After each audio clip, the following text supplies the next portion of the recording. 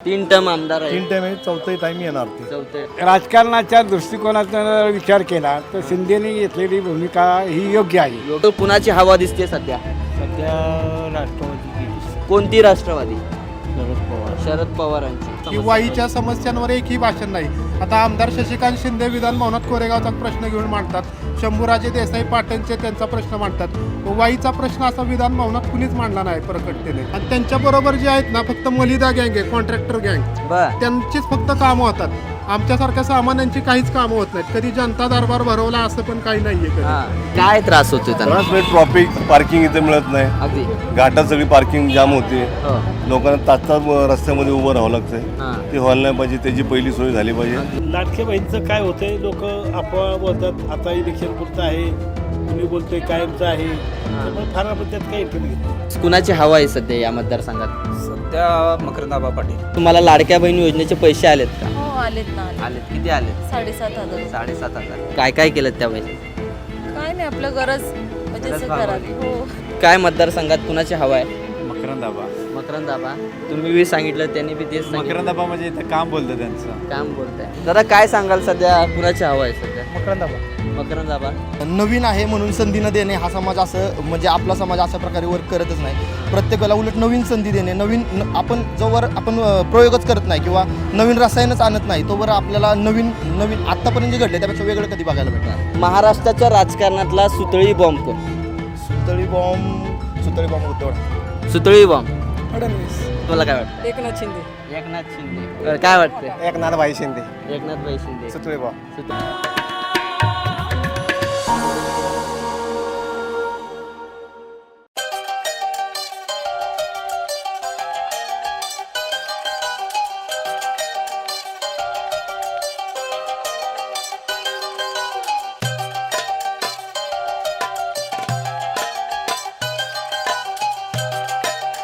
नमस्कार. बखर लाईव्हमध्ये जगभरातल्या सर्व मराठी प्रेक्षकांचं मनापासून स्वागत. बखर लाईव्हच्या हवा कुणाची या विशेष भागामध्ये आज आपण वाई खंडाळा या विधानसभा मतदारसंघाचा आढावा घेणार आहोत. खरं तर सातारा जिल्ह्यातील हा एक महत्त्वाचा मतदारसंघ मानला जातो. या मतदारसंघामध्ये सध्या राष्ट्रवादी विरुद्ध राष्ट्रवादी असा सामना आपल्याला आता या 2024च्या निवडणुकीमध्ये पाहायला मिळणार आहे. राष्ट्रवादी अजित पवार गटाकडून विद्यमान आमदार मकरंद पाटील यांना संधी देण्यात आलेली आहे, तर शरद पवार गटाकडून अरुणादेवी पिसाळ यांना संधी देण्यात आलेली आहे. त्यामुळे एकूणच वाई मतदारसंघात म्हणजेच वाई, खंडाळा आणि महाबळेश्वर या 3 प्रमुख तालुक्यांचा समावेश या वाई खंडाळा मतदारसंघात होतो. आणि एकूणच या मतदारसंघावरती नेमकी कुणाची हवा आहे, मतदारसंघातले नेमके प्रश्न काय आहेत आणि सध्या स्थितीवरती मतदार नेमकं काय म्हणतात, या सगळ्यांचा आढावा आज आपण या मतदारसंघातून घेतोय. आणि इथे देखील आम्ही विचारतोय की या मतदारसंघात हवा कुणाची. मी सध्या पाचगणी येथे आहे. वाई खंडाळा महाबळेश्वर या विधानसभा मतदारसंघामध्ये पाचगणी हे गाव अतिशय महत्त्वाचं मानलं जातं, कारण की पर्यटनाच्या दृष्टिकोनातून हे गाव हा परिसर जो आहे तो अत्यंत महत्त्वाचा आहे. अनेक पर्यटक या परिसरात येतात. आपण इथल्या स्थानिक नागरिकांशी चर्चा करतोय, त्यांच्याशी संवाद साधतोय. काय दादा काय सांगाल? आम्ही या मतदारसंघात फिरतोय, सध्या कुणाची हवा आहे? नाही, महाविकासाचीच आहे. महाविकास आघाडीची. हो. उमेदवार माहिती आहेत तुम्हाला? उमेदवार माहिती आहे ना, आता मकरंदाबा पाटीलच आहेत. हां, मकरंदाबा पाटीलच आहेत बरं. उमेदवार. ते आता महायुतीत आहेत. महायुतीतच आहे, त्यांचीच आहे. नाही, तुम्ही महाविकास आघाडी महायुती. हां, महायुतीच. मकरंद पाटील. हां, येतील निवडून. येतील. 3 टर्म आमदार आहे. 3 टाइम आहे, चौथी टाइम येणार ते. चौथे टाइम कारण चौकार त्यांचा लागणार त्यांचा. हो, कारण त्यांचा जनसंपर्क भरपूर चांगला आहे. हो. सगळ्यांचे कामं वगैरे सगळ्यांचे करतात, त्यामुळे लोकांचं तेच आहे. म्हणजे यंदा शरद पवारांना मानणारा वर्ग देखील या भागात जास्त आहे. मानणारा काही वर्ग आहे, पण जास्तीत जास्त मकरंदाबा म्हणजे राष्ट्रवादीमधूनच आलेले आहेत आणि राष्ट्रवादीच आहे त्यांचं. बरं, पण हेच गणित मात्र लोकसभेला काही जुळताना दिसलं नाही. नाही, त्यावेळेस जरा त्या प्रचार वेगळा झाला होता. अच्छा. तो वेगळ्या काय प्रत्येकाचा गणित लागलं होतं लोकसभेला? लोकसभेला यायला पाहिजे होतं, पण एकंदरीत काय केलं की त्यांनी संविधान आणि ते ह्यांच्या विरोधात थोडंसं झाल्यामुळं तो फटका बसला. तो फटका हां, दुसरं काय तसा फटका बसला नसताच तो. बरं. कारण केंद्र शासनाने भरपूर चांगल्या योजना आणल्यात आणि कामं पण चांगली झालेली आहेत. अरुणादेवी पिसाळ हे शरद पवार गटाकडून उमेदवार असणार आहेत, ओळखता का तुम्ही त्यांना? मी ओळखतो चांगला. ओळखता. कामं कशी आहेत त्यांची? ते आता जिल्हा परिषदला होते अध्यक्ष म्हणून, हो, त्यावेळेस कामं केलेली आहेत कामं त्यांनी. केलेली आणि त्यांचे सासरे पण मदनदादा पिसाळ पण होते, त्यांनी चांगलं कामं केली होती. त्या काळात ज्या त्या पिरियडमध्ये कामं केलेली ती झालेली आहेत. तर या मतदारसंघातून अपक्ष कोण आहे माहिती आहे का? अपक्ष आहेत आता 2-3 जण अपेक्षा आहेत, अपक्ष म्हणून उभे आहेत. आपले म्हणजे त्या गटातून आहेत अपक्ष.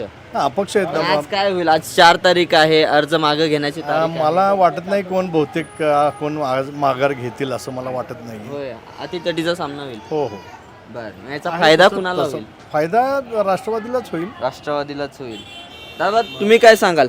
तुम्ही इथले स्थानिक आहात, तुम्ही काय सांगाल? कधीपासून इथं राहता? मी बालपणापासूनच इथं राहतो. बालपणापासून. मुंबईला तसं माझं जीवन बाळासाहेबांबरोबर गेलेलं आहे. बाळासाहेब ठाकरे. बाळासाहेब ठाकरे. बापरे, कसं काय विषय? आणि 75चा ग्रॅज्युएट असल्यामुळं मी हां. नोकरीनिमित्त मुंबईला गेलो हां. आणि मनोहर जोशींकडे मी कामाला होतो. अच्छा, मुख्यमंत्री मुख्यमंत्री. मनोहर जोशी. बापरे. त्यांचं कोहिनूर टेक्निकल इन्स्टिट्यूट त्यावेळेला चालायचं. आणि बाळासाहेबांकडे मी कलानगर बांद्राला गेलो होतो हां. नोकरीनिमित्त. बर. त्या अगोदर मी माधवबाग शाखा हां. नंबर 28 या ठिकाणी प्रमोद नवलकरनी मला शिवसैनिक बनवून घेतलं. मी 75चा शिवसैनिक आहे. अच्छा. आणि त्यावेळेला मी बाळासाहेबांना एकदम क्लोज होतो. बर. आता आपल्या सुशिक्षित असल्यामुळं माझ्याबरोबर नारायण राणे होते, हं. छगन भुजबळ होते, महाडिक होते, शरद आचार्य होते, सुधीर जोशी होते, चंद्रकांत पडवळ होते, बापरे. मनोहर जोशी होते आणि प्रमोद नवलकर. ही मंडळी आम्ही त्या ठिकाणी मुंबईच्या दादरला शिवाजी पार्कच्या बाजूला नेहमी असायचो. बर. कट्टर शिवसैनिक. कट्टर शिवसैनिक म्हणून आजपर्यंत या पाचगणीमध्ये आहे. बर. आता मला सांगा, शिवसेनेमध्ये फूट पडली, एकनाथ शिंदे यांनी बंड केलं, एकंदरीतच त्यांच्याकडे कसं बघता? कारण की ते असं सांगतात की आम्ही मूळ हिंदुत्व शिवसेना घेऊन आम्ही बाजूला आलो आहे. तर खरंच एकनाथ शिंदेंनी आपल्या बाजूने हिंदुत्व वळवलं का? आणि त्यांनी जे केलं ते योग्य होतं का? एका दृष्टीनं पाहता बाळासाहेबांनी जी शिवसेना उभी केली त्यामध्ये बाळासाहेब होते. बाळासाहेबांचे कार्याध्यक्ष म्हणून उद्धव साहेबांनी त्यामध्ये चांगला भाग घेतला होता. आणि थोडंसं राज ठाकरेंनी बाजूला वळण घेतल्यामुळं त्या दोघांमध्ये थोडंसं अंतर पडलेलं होतं. सन्माननीय सध्याचे मुख्यमंत्री एकनाथ शिंदे हे त्यावेळेला एकत्र होते. 2.5 वर्ष त्यांनी युतीच्या माध्यमातून चांगलं काम केलेलं होतं. बरोबर. परंतु मोदी सरकार, त्यावेळेचे मुख्यमंत्री फडणवीस आणि मोदी सरकार यांनी केंद्रापासून एका हाती सत्ता घेण्यासाठी प्रयत्न जो केलेला आहे, तर त्या प्रयत्नामध्ये प्रथम त्यांनी शिवसेनेवर हल्ला केला. हल्ला म्हणजे कसं आहे, शिवसेना पहिली फोडली आणि त्यानंतर राष्ट्रवादी. मात्र माझा प्रश्न असा आहे की शिंदेंनी घेतलेली भूमिका तुम्हाला पटते का? एकंदरीत राजकारणाच्या दृष्टिकोनातून विचार केला तर शिंदेने घेतलेली भूमिका ही योग्य आहे. योग्य आहे. काय योग्य आहे? प्रत्येकाला राजकारणाची आवड असते आणि राजकारणामध्ये खालीवर होत असतं. बरं, हे सगळं खरं आहे. मात्र सर्वसामान्य लोकांना जे शिवसेनेचं चिन्ह आणि नाव होतं ते शिंदेकडे गेलं, हे काही तेवढं पटलं नाही. बरोबर आहे. हे नाव आणि चिन्ह हे शिंदेकडे जायला नकोच वाटतं. ते उभाटाकडे म्हणजे उद्धव ठाकरेंकडे म्हणजे बाळासाहेबांच्या ह्याच्याकडे राहायला आता पाहिजे. आपल्या वाई खंडाळा मतदारसंघाचं नेमकं गणित काय सांगतंय? हवा कुणाची आहे? सध्या जर पाहिली तर एकंदरीत राष्ट्रवादीची हवा आहे. कोणती म्हणजे राष्ट्रवादी? दोन्ही पक्षाची हवा आहे. बर. महायुतीची मध्ये म्हणजे राष्ट्रवादीमध्ये 2 भाग झाले. बरोबर. अजित पवार एक साईडला गेले, शरद पवार एक साईड. बरोबर. या वाई खंडाळा आणि महाबळेश्वर तालुक्यामध्ये एकमेव शरद पवारांचा होल जबरदस्त होता. भरपूर जबरदस्त. आणि शरद पवारांबरोबर मी 84-85ला चांगलं काम केलेलं आहे. मी शिवसेनेचा असलो तरी शरद पवारांबरोबर पुलोज त्यावेळेला शरद पवारांबरोबर चांगलं काम केलेलं आहे. सद्य परिस्थिती विभाजन झाल्यामुळं शिवसेनेत 2 गट झाले आणि राष्ट्रवादीत 2 गट झाले. त्यामुळं वाई खंडाळा आणि महाबळेश्वर यामध्ये सध्या युतीचं सरकार येण्याच्या मार्गावर आहे. कसं की विद्यमान आमदार गेली 3 टर्म आमदार हा आहे विद्यमान आमदार आहे बऱ्यापैकी आणि त्या 3 संपर्कात टर्म आहे. त्यांनी इथं काढलेले आहेत बर आणि त्या मानानं त्यांनी काम या ठिकाणी केले. वाई खंडाळा माहुळेश्वर पंचायत समिती असो झेडपी असो या ठिकाणी बऱ्याच ठिकाणी चांगली कामं केली नक्कीच आणि त्यांचं एक महत्त्वाचं आहे की त्यांचा जनसंपर्क हा चांगला आहे हो परंतु सध्या जर वातावरण बघितलं तर अपक्षांचं एक होत आहे नाही असं नाही अपक्षांनी जर फॉर्म काढले हां तर कदाचित नक्कीच वेळेअंती हां हा फटका अजित पवारांना सुद्धा या मतदारसंघात बसू शकतो एकंदरीतच काय आहे तर आज 4 तारीख आहे फॉर्म अर्ज माघार घेण्याची ही आज शेवटची तारीख आहे. मात्र आज कोण अर्ज माघार घेतो याकडे सर्वांचं लक्ष लागलेलं आहे. आपण आता सध्या पाचगणीत फिरतोय.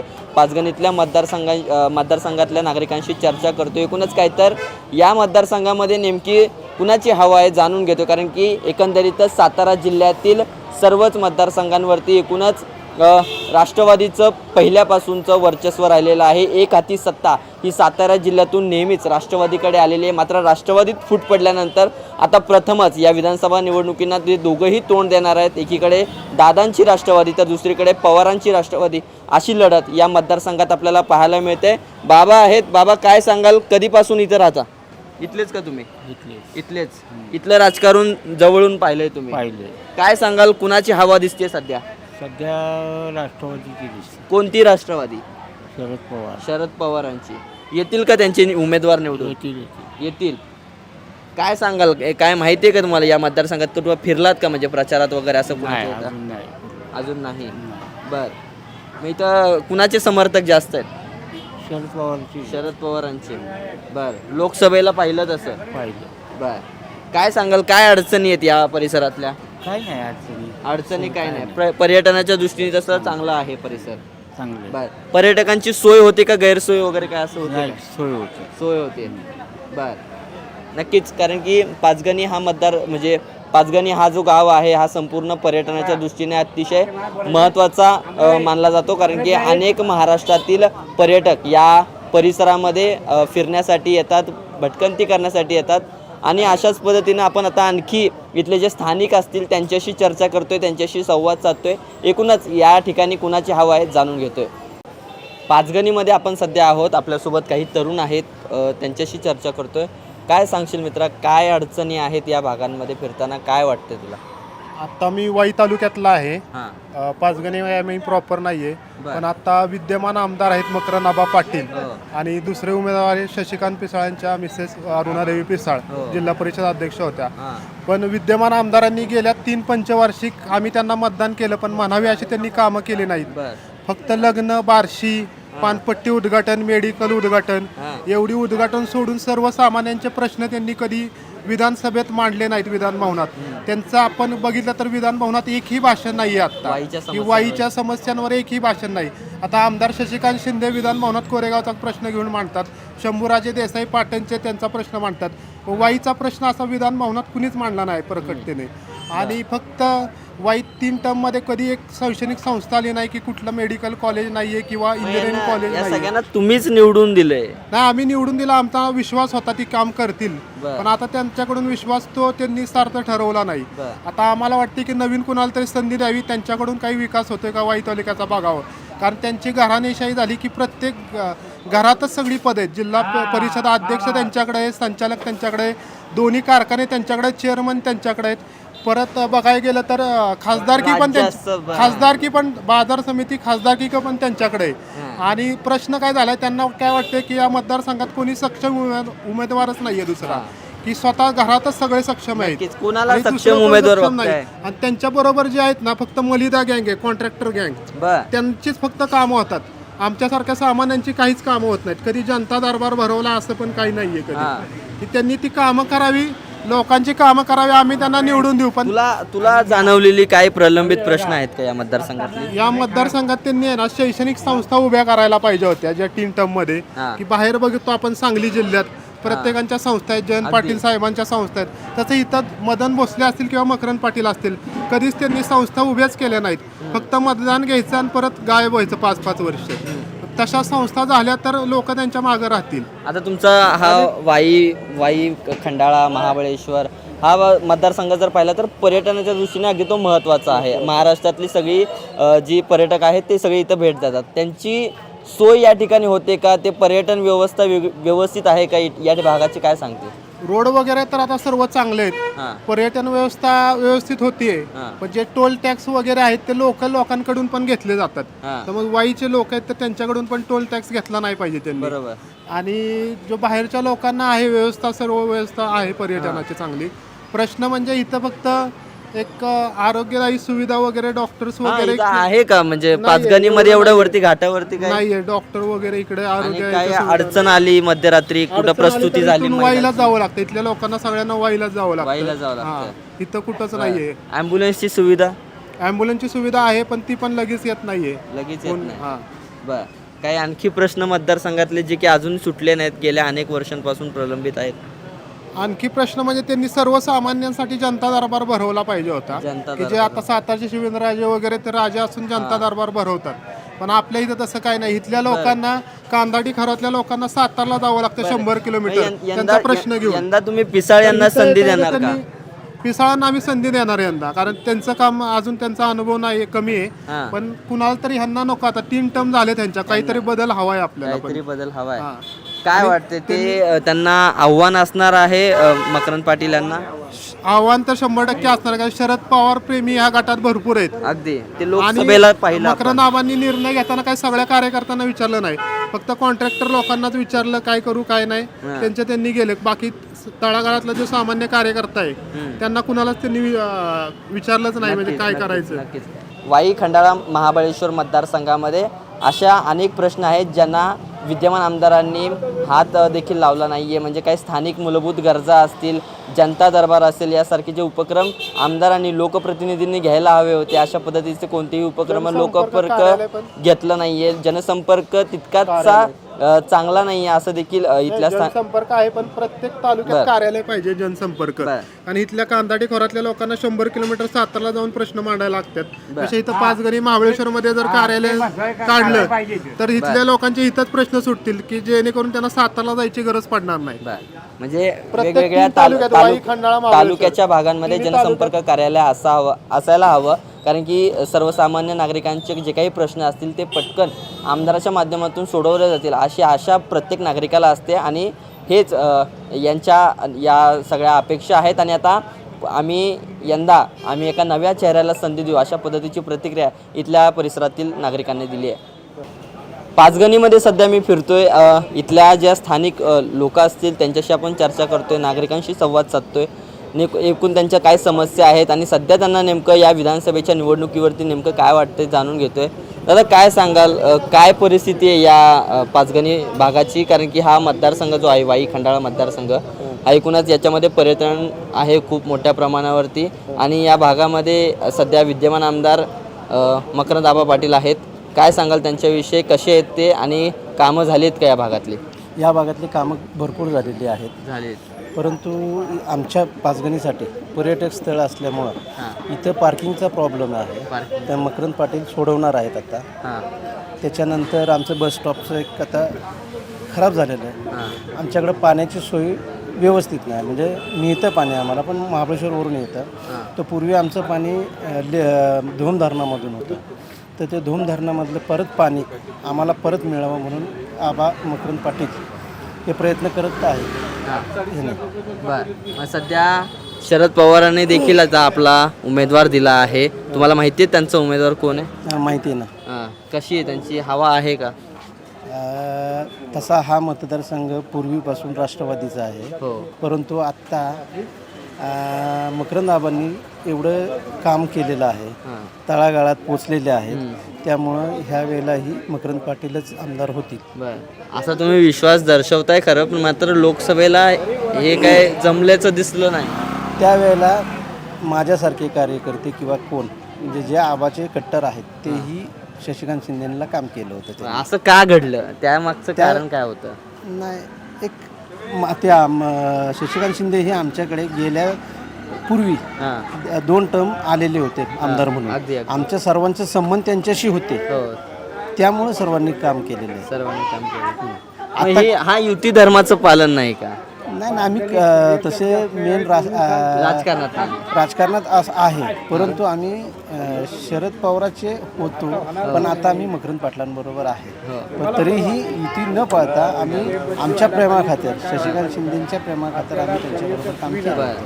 मात्र लोकसभेला आपल्याला शरद पवारांची जादू या मतदारसंघात पाहायला मिळाली. खरं तर काही हाताशी थोडेच खासदार असताना आता 8 खासदारांपर्यंतचा प्रवास शरद पवारांनी या लोकसभेत केला आहे. एकूणच या मतदारसंघामध्ये 5 जागा त्यांना मिळालेल्या आहेत. या सातारा लोकसभा मतदारसंघात 5 जागा विधानसभेच्या शरद पवार गटाला मिळाल्यात. कसं बघता, काय होईल? तसं मी काही सांगू शकत नाही. दादा, तुम्ही काय सांगाल? काय वाटते वाई खंडाळ्यामध्ये कुणाची हवा आहे? नाही, हवा कुणाची सांगू शकत नाही मी, परंतु महत्त्वाची गोष्ट अशी की पर्यटक जे बाहेरून येतात त्यांना खूप त्रास होतोय, त्यांची सोय व्हावी. काय त्रास होतोय त्यांना? त्रास म्हणजे ट्रॉफिक, पार्किंग इथे मिळत नाही. अगदी घाटात सगळी पार्किंग जाम होते. हो. लोकांना तास रस्त्यामध्ये उभं राहावं लागतंय. हां. ते व्हायला नाही पाहिजे, त्याची पहिली सोय झाली पाहिजे. अगदी. बरं, आम्ही येत होतो, येताना आम्हाला एक जाणवलं की इथे लोकांकडून टोल घेतला जातो, इथल्या स्थानिक लोकांकडून देखील. पर्यटन टोल तो भरावाच लागेल ना, नगरपालिकेचा टोल आहे तो भरावा लागेल. पर्यटनासाठी जो टोल आहे तो भरावाच बरोबर लागेल. तो लागलं. फिरणं- पण इथल्या स्थानिकांची देखील म्हणणं आहे की आमच्या स्थानिकांकडनं देखील टोल घेतला जातो. तो घेतला नाही पाहिजे, बरं. तो नाही नाही घेतला घेतला जातो असा लोकांचं म्हणणं आहे. स्थानिक लोकांकडनं स्थानिक टोल हा म्हणजे घेतला कुठे जातो. सांगतो तुम्हाला, महाबळेश्वरला तिथं ओळखत नाहीत, काय नाही, त्यांच्याकडे टोल मागतात, कॉन्ट्रॅक्ट दिलेले असतात, त्यांच्याकडनं टोल घेतात ते. बरं. इथं कोण गावाल्यांचा कुणाचा टोल घेत नाही. हवा कुणाची आहे? विद्यमान आमदारांची हवा आहे का इथे? नाही, ते सांगू शकत नाही मी. मकरंद आबा पाटील. नाही, मी सांगू शकत नाही. बर बर. इथं आता पिसाळ यांना उमेदवारी देण्यात आलेली आहे. नाही, मी अरुणादेवी पिसाळ. त्याबद्दल मी काही सांगू शकत नाही. बर. राजकारणाविषयी नाही. नाही, मी राजकारणी माणूस नाहीये. बरं. मी सामाजिक माणूस आहे. फक्त लोकांना पर्यटनात त्रास होऊ नये, त्रास न झाला पाहिजे, तो कुणी येईल त्यांनी त्याची सोय करावी. बर. हे झालं पाचगणीच्या संदर्भातलं. वाईमध्ये काय सांगते? वाईतलं काय वातावरण आहे? नाही, ते आम्ही सांगू शकत नाही. नाही सांगू शकत. बर.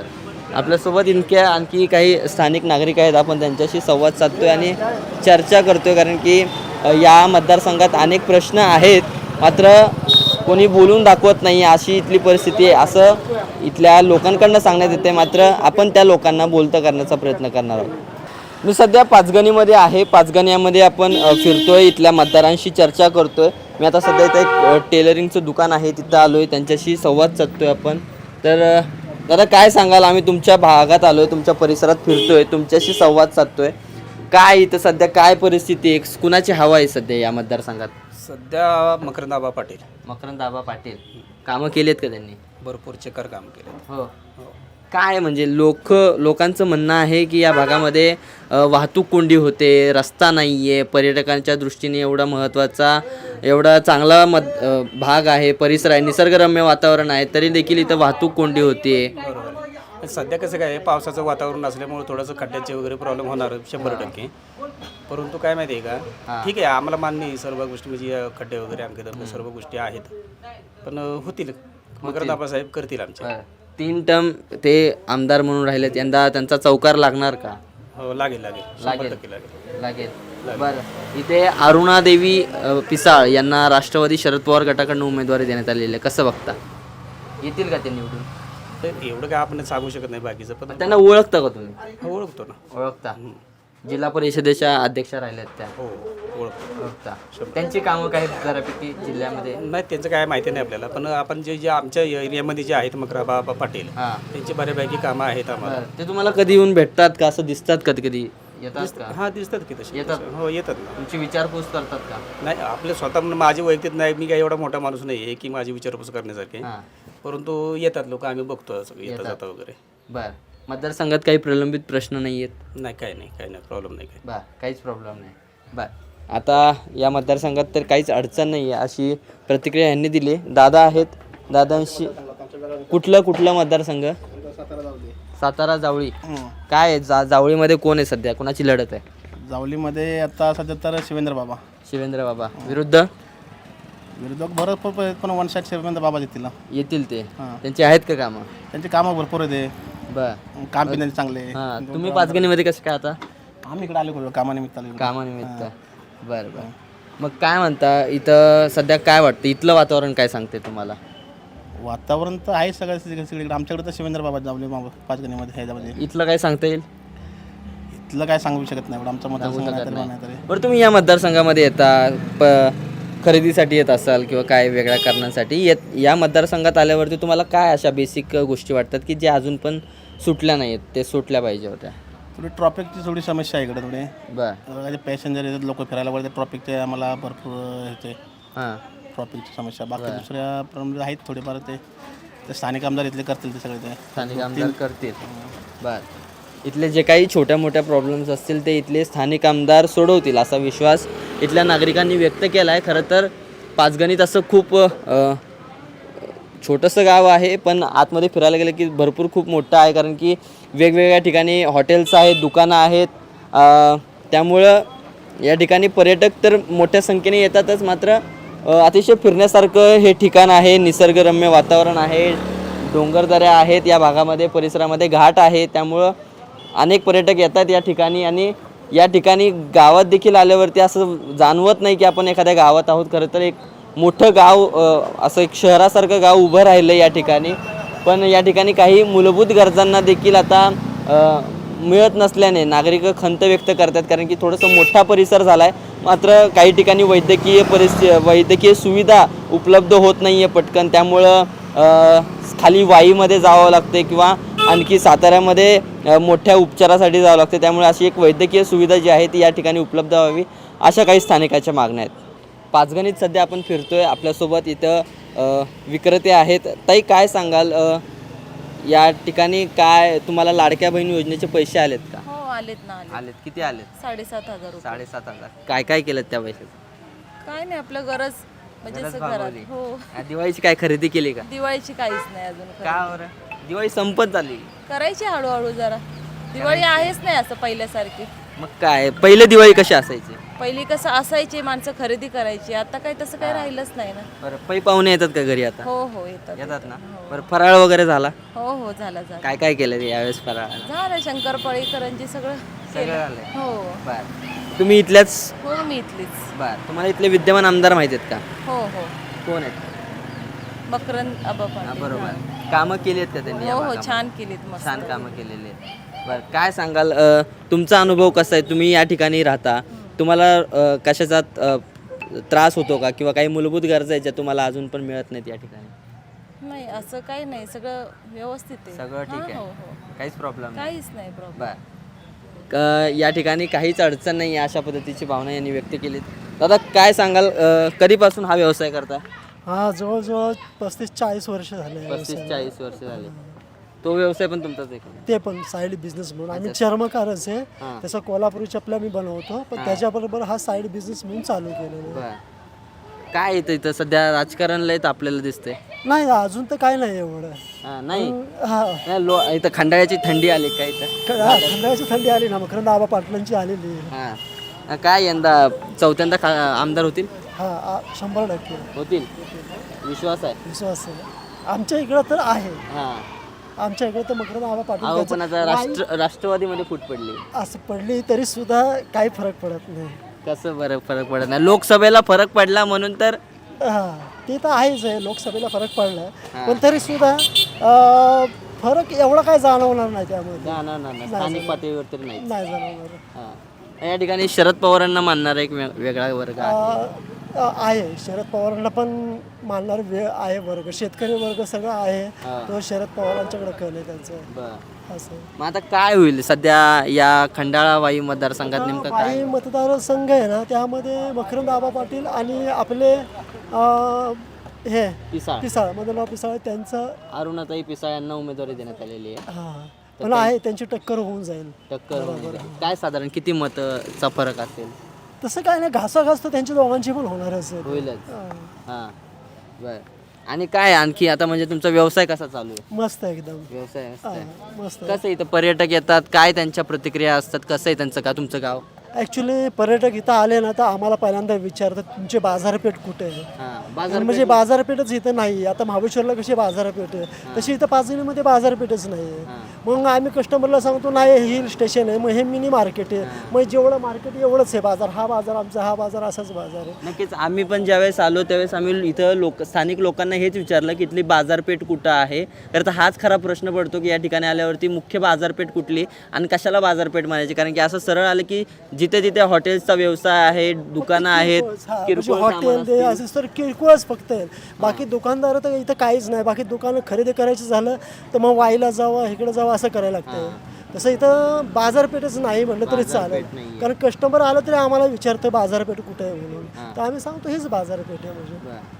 खरं तर पाचगणीची हीच खंत म्हणावी लागेल की इथे एक मोठी बाजारपेठ वसायला हवी होती, मात्र ती तशी झाली नाही आहे. तसा डेव्हलपमेंट या भागामध्ये झालं नाही. खरं तर अनेक पर्यटक या भागामध्ये फिरण्यासाठी येतात आणि तशा पद्धतीची जी बाजारपेठेची गरज आहे ती या भागामध्ये हवी होती. तशा पद्धतीचं डेव्हलपमेंट या परिसरामध्ये न झाल्याने त्यामुळे इथं बऱ्याच विक्रेत्यांना त्याचा फटका देखील असतो. कारण की या ठिकाणी अनेक मोठ्या संख्येने पर्यटक वर्ग येत असतो. त्यामुळे खरेदी विक्रीसाठी या ठिकाणी काही जागा शिल्लक राहत नाही. कारण की बाजारपेठ नसल्यामुळे किंवा सगळं जे काही कच्चा माल असेल वगैरे तो सगळा बाहेरून आणावा लागतो. त्यामुळं या ठिकाणी बाजारपेठ नाही आहे. एकूणच काय तर पार्किंगची सोय नाही. त्यामुळे पर्यटकांची अडचण होते. पार्किंगची सोयच नाही इथं. कुठेही बाजारामध्ये पार्किंग गाड्या उभ्या केलेल्या असतात इतरत्र. त्यामुळे कस्टमर सुद्धा आलं ना तर इथं पार्किंग नाही, त्यामुळे सरळ निघून जातं ते. मग महाबळेश्वरला जा असं, मग महाबळेश्वर ते पर्यटन स्थळ झाले. त्यामुळे इथं एक तर वाहतुकीची पण सोय नाही आणि बाजारपेठची पण सोय नाही असं. ठीक आहे. या ठिकाणी वाहतुकीची सोय नाही आहे, बाजारपेठची सोय नाही आहे अशी खंत दादांनी व्यक्त करून दाखवली. दादा तुम्ही कुठले? आम्ही कासवण. कासवण. याच मतदारसंघात येतं. काय मतदारसंघात कुणाची हवा आहे? मकरंदाबा. मकरंदाबा. तुम्ही बी सांगितलं, त्यांनी बी तेच सांगितलं. मकरंदाबा म्हणजे इथं काम बोलतं त्यांचं. काम बोलतंय. काय काम बोलतंय मला सांगा बरं. काम केली त्यांनी? रस्ते विकास असतील, स्थानिकांच्या काही अडचणी असतील, दादांनी सांगितलं तसं या ठिकाणी रस्ते नाही. पाण्याच्या सोयी असतील. दादांनी सांगितलं तसं या ठिकाणी रस्ते नाहीत. रस्ते नाही आहेत म्हणजे कसे, रस्ते मोठ्या प्रमाणात नाहीत, रुंदीकरण नाही. बाकी रस्त्याची क्वालिटी आहे. सध्या रस्त्याची कामं होत आहेत. 1 वे का 2 वे तेच तेच कळत नाही. पण रस्त्याची क्वालिटी आहे, खड्डे जास्त नाही तिकडे. फक्त रस्ते रुंदीकरण नाहीये, ती मोठी अडचण आहे. आता झाली की 2009, 2014, 2019 3 टर्म होते. पण 3 टर्म पूर्वी खड्डे जास्त होते. आता पाऊस गेला ना की लगेच इकडे खड्डे भरून घेतले जातात, रस्त्याची सोलिंग वगैरे व्यवस्थित होते. बाकी सगळं ओके. बाकी सगळं ओके. आता तुम्हाला पुढचा आमदार कोण हवाय? पुढचा आमदार म्हणजे आमच्यात मकरंदाबाला टक्कर देणार असं कोण नाहीच नाहीच आहे. दुसरं जनतेची कामं करणारी व्यक्ती नाहीच आहे मकरंदाबा सोडले. अरुणादेवी पिसाळ त्यात तर कधी फिरलेलेच नाही. आता त्यांचं नाव बाहेर पडलंय. तुमच्यामुळे आम्हाला नाव माहिती. तर त्यांचं इथं नाव पण माहित नव्हतं. पिसाळ म्हणून होते पूर्वी, कोण होते ते पूर्वी होते, त्यानंतर त्यांचा आवाज काहीच नाही, काम पण नाही. मधल्या काळामध्ये मदन भोसले यांची पण नावाची चर्चा होती. ते शरद पवारांना जाऊन भेटतील आणि त्यांच्याकडे जातील. मदन भोसले फक्त वाई भुईंज तिकडेच, आणि ते पण साखर कारखाना, ऊस शेतकरी एवढेच. बाकी घाटाच्या वरती तर अजिबात त्यांचं नावच नाहीये. इथल्या साखर कारखान्याचा कोणी विकास केलाय? इथले साखर कारखाना म्हणजे पाचगणीच्या वरती आहे ना, म्हणजे पसरणीच्या वरती, घाटाच्या वरती साखर कारखाना, ऊस वगैरे त्याचा काही संबंध नाही. काही संबंध येत नाही. आणि खाली तिकडे येतो, त्या भागामध्ये येतो, वाई खंडाळामध्ये त्यांचा येतो. आमच्याकडे कसं स्ट्रॉबेरी आणि इथं पर्यटकांवरती चालणारे व्यवसाय. काय कसं स्ट्रॉबेरी आता सध्या इथं? स्ट्रॉबेरी आता लागवड चालू आहे लोकांची, पावसामुळे थोडं लेट झालेलं आहे. जाताना घेऊन जावं म्हटलं होतं आम्ही पण. नाही, सध्या मार्केटमध्ये भेटणार पण थोडी महागच राहणार, सुरुवात आहे ना त्यामुळं. ठीक आहे. आता आपण काय इथं लोकांशी चर्चा करतोय, बघू आता. हे तर झाले, आता आणखी पुढे जाऊया आणि तिथल्या मतदारसंघात त्या परिसरातल्या नागरिकांना विचारू तिथं कोणाची हवा आहे. मी सध्या पाचगणीमधल्या DB सावंत या मार्केट यार्ड परिसरात आहेत. खरं तर एक छोटंसं मार्केट या परिसरामध्ये आपल्याला पाहायला मिळतं. अतिशय जर पाहिलं तर या ठिकाणी पुढे आलात तर की आपल्याला फळभाज्या असतील, पालेभाज्या असतील, या सगळ्यांचं मार्केट या ठिकाणी आपल्याला पाहायला मिळते. अनेक विक्रेते आहेत, या तिथं स्थानिक विक्रेते आहेत जे इथे व्यवसाय करण्यासाठी बसलेले आहेत. अनेक वर्षांपासून ते व्यवसाय करतात. दादा नमस्कार. आम्ही पुण्यावरून आलो होतो. तर काय सध्या इथे हवा कुणाची आहे? सध्या मतदारसंघात फिरतोय तुमच्या. सांगू शकत नाही. का बरं? काय माहिती काय ते विकासच नाही कोणाकडून आहे ना काय विकास नाही इथे विकास काय असं बरं आहे का नाही आणि ऐका का म्हणजे आता परत उमेदवाराची एवढं उभी आहेत की त्यात सांगू शकता कोणी येईल, काय होईल. हा आलं का लक्षात सगळे टफ फाईट आहे टफ फाईट आहे टफ फाईट आहे पर कुणाविरुद्ध कोण आहे माहिती आहे का? आता तर बरेच जण आहेत आता पुरुषोत्तम जाधव आहेत तुमचे मकरंद पाटील आहेत हा अरुणदेवी पिसाळ आहेत हा असे बरेच 5-6 उमेदवार आहेत. आता अरुणादेवी पिसाळ आणि मकरंद पाटील यांच्यामध्ये मुख्य लढत होईल. काय वाटतंय, काय चित्र असू शकतं? असं सांगू शकत नाही 50-50 होईल कसं सांगू शकत नाही नाही? सांगू. बर मतदारसंघातले काय प्रमुख प्रश्न आहेत जे अजूनही सुटले नाहीयेत? आता कसं आहे इकडं मतदार आमच्याकडे नगरपालिका असल्यामुळे आमदाराचा काही विषय इकडे येत नाही. नगरपालिकाच आमची कामं करते सगळी. होय पण आमदार लक्ष तर देत असतील लोकप्रतिनिधी म्हणून. लोकप्रतिनिधी देतात की लक्ष बर जनसंपर्क आहे का या परिसरात येतात का ते? एवढं नाहीये एवढं नाहीये. नाही नाही. बर काय आता सरकारने एवढ्या योजना काढल्या त्या योजनांबद्दल तुम्हाला काय वाटतं? योजनांचं काय योजना काढून लोकांच्या मातीच मारलेल्या आहेत ना त्या महागाई करून. बर महागाई वाढली या परिसरात. तेच की आता सगळ्याच गोष्टीत वाढले ना महागाई. हा मग तुम्ही आता याचा व्यवसाय करताय याच्यामध्ये काय महागाई आहे? याच्यात सगळेच अड्डे महाग आहेत तुमचे. खरेदी करायला गेलं तर 100च्या वर होलसेल रेट आहेत त्याचे हा भाज्यांचे. बर हा, मग काय कमी जास्त करता का नाही? नाही रेट तर आम्हाला कमी घेत धंदा करायचा रेट कमी जास्त करावे लागतात ना. हा गिरायक पाहिजे नाही तर आणलेला मला टाकून द्यावा बरं पण गिराईक आहेत का म्हणावं तसं? कस्टमर नाही आणि यावेळी तर दिवाळीचं सीझन बी भरलेलं नाही. दिवाळी कशी गेली तुमची? दिवाळी आज आपली मिनिमम बर घरी फराळ झाला का? झालं की फराळ होणारच की असं आहे का नाही. बरं ठीक आहे. आता काय तुम्हाला सध्या सांगताही येत नाही की नेमकं कोण येईल काय येत नाही सांगू देखील शकत नाहीत तुम्ही पण एकंदरीतच मतदारांचा कौल काय सांगतोय कारण की लोकसभेला आपण जर पाहिलं तर या ठिकाणी श्रीकांत तसं लोकांचं मत कसं आहे आता आमचे जे आमदार आहेत ते आहेत दिवस पण त्यांचं सांगू शकत नाही की यावेळी बी लोकांचे आहे मत काय लोक म्हणतात येतील काय लोक म्हणतात नाही येत असं गॅरंटी नाही. बर काय सध्या आम्ही तुमच्या भागात आलो होतो काय सध्या राजकीय परिस्थिती काय सांगते हवा कुणाची आहे? सध्या काय आपल्याला एवढी आयडिया नाही. आयडिया नाही. बरं मतदारसंघातले काय प्रलंबित प्रश्न आहेत का? काहीच नाही. आमच्या मतदारसंघात नाही सध्या काही बरं. प्रलंबित काय नाही. प्रलंबित काय नाही विकास झालाय विकास चाललाय बरं. आमचा विकास चांगला सध्याचं महायुती विकास महायुतीचं सरकार कसं वाटतंय? चांगलं आहे की सरकार चांगले सरकार वाईट थोडी आहे कुठलं हां सरकार चांगलं आहे की सरकार चांगले आहे.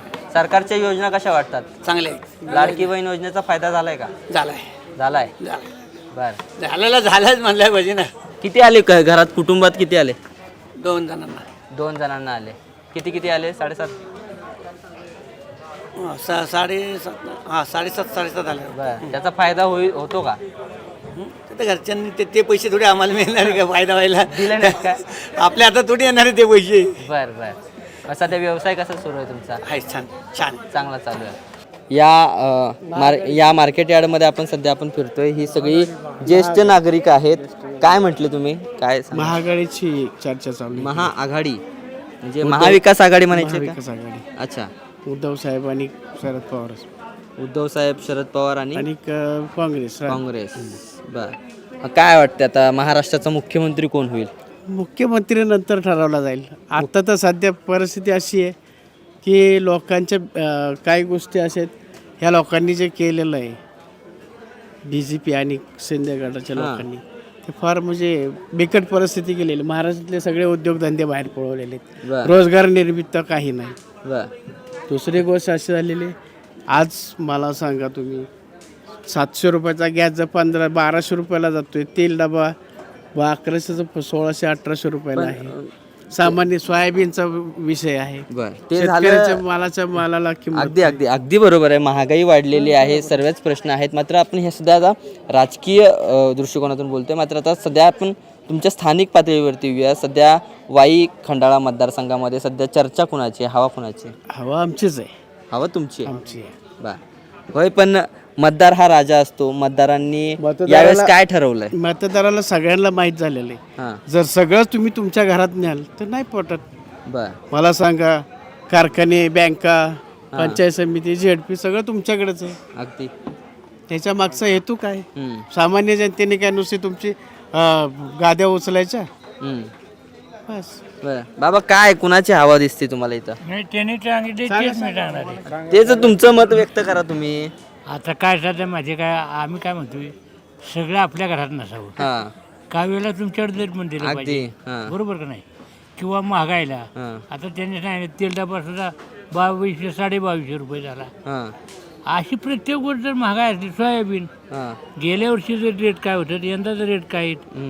4,000 आणि 2,000 रुपये येणं सोयाबीन परवडते का लोकांना? मग या ठिकाणी काय होईल? अरुणादेवी पिसाळ हे शरद पवार गटाच्या उमेदवार आहेत, त्या निवडून येतील का? त्या निश्चित निवडून येणार. येतील. अरुणादेवी पिसाळ निश्चित येतील निवडून. त्याचं कारण असं आहे हां की हिने जे सांगितलं हां आता त्यांच्याकडे 22 ते 23 संस्था तालुक्यातील बरोबर. सांगायतील त्यांच्या ताब्यात आहे, त्यांच्या अंडर आहेत. हम्म, पतसंस्था, बँका, हम्म, सहकारी संस्था, कारखानदारी, दोन्ही कारखाने आणि शिवाय हुकुमशाही आहे. दुसरी गोष्ट अशी की शेतकरी, मी स्वतः शेतकरी आहे. हम्म. आज सर्वसाधारण शेतकऱ्याला कष्टाची चीज काही मिळत नाही. सोयाबीनचा दर कमीत कमी 7,000 रुपये आजच्या 1,500 रुपयाला खताची बॅग झाली. खुरपणीचे दर वाढले, औषधाचे दर वाढले. आणि हे सगळं होत असताना एकीकडे आता मग अनेक तर्कवितर्क लावले जात आहेत या कारण की या ठिकाणी महायुतीची देखील ताकद तितकीच मानली जाते, कारण की एक राष्ट्रवादी अजित पवारचा गट जो आहे तो संपूर्ण मकरंद आबा पाटील यांच्या बाजूने आहे, तर दुसरीकडे अरुणादेवी पिसाळ यांच्या मागे शरद पवार आहेत. तर काय सांगाल, मतदारसंघात नेमकी चर्चा कोणाची, कोण कुणास वरचढ आहे? सर्ववर का सर्वसाधारण सर्वेश्वर चर्चा आहे, पण अरुणादेवी त्या निश्चित निवडून येतील. दादा तुम्ही काय सांगाल, कोणाची हवा आहे सध्या? हवा शरद पवार गटाचीच आहे. होय, पण शरद पवार गटाच्या उमेदवाराला बरंचसं कोण ओळखत नाही असं सांगते. नाही, ओळखतात. त्या जिल्हा परिषदेच्या माजी अध्यक्ष होत्या आणि त्यांचं काम जिल्हा परिषदेच्या अध्यक्ष असताना त्यांनी भरपूर प्रमाणात काम केलेलं आहे. गोरगरिबांची कामं केलेली आहेत आणि त्या संपूर्ण सातारा जिल्ह्यात मोठ्या हिरिरीनं काम करत होत्या आणि त्यांचं कामाचं कौतुक शरद पवार साहेबांनी सुद्धा बऱ्याच वेळा केलेलं आहे. नक्कीच महाविकास आघाडीच्या उमेदवार अरुणादेवी पिसाळ ह्या नक्कीच निवडून येतील.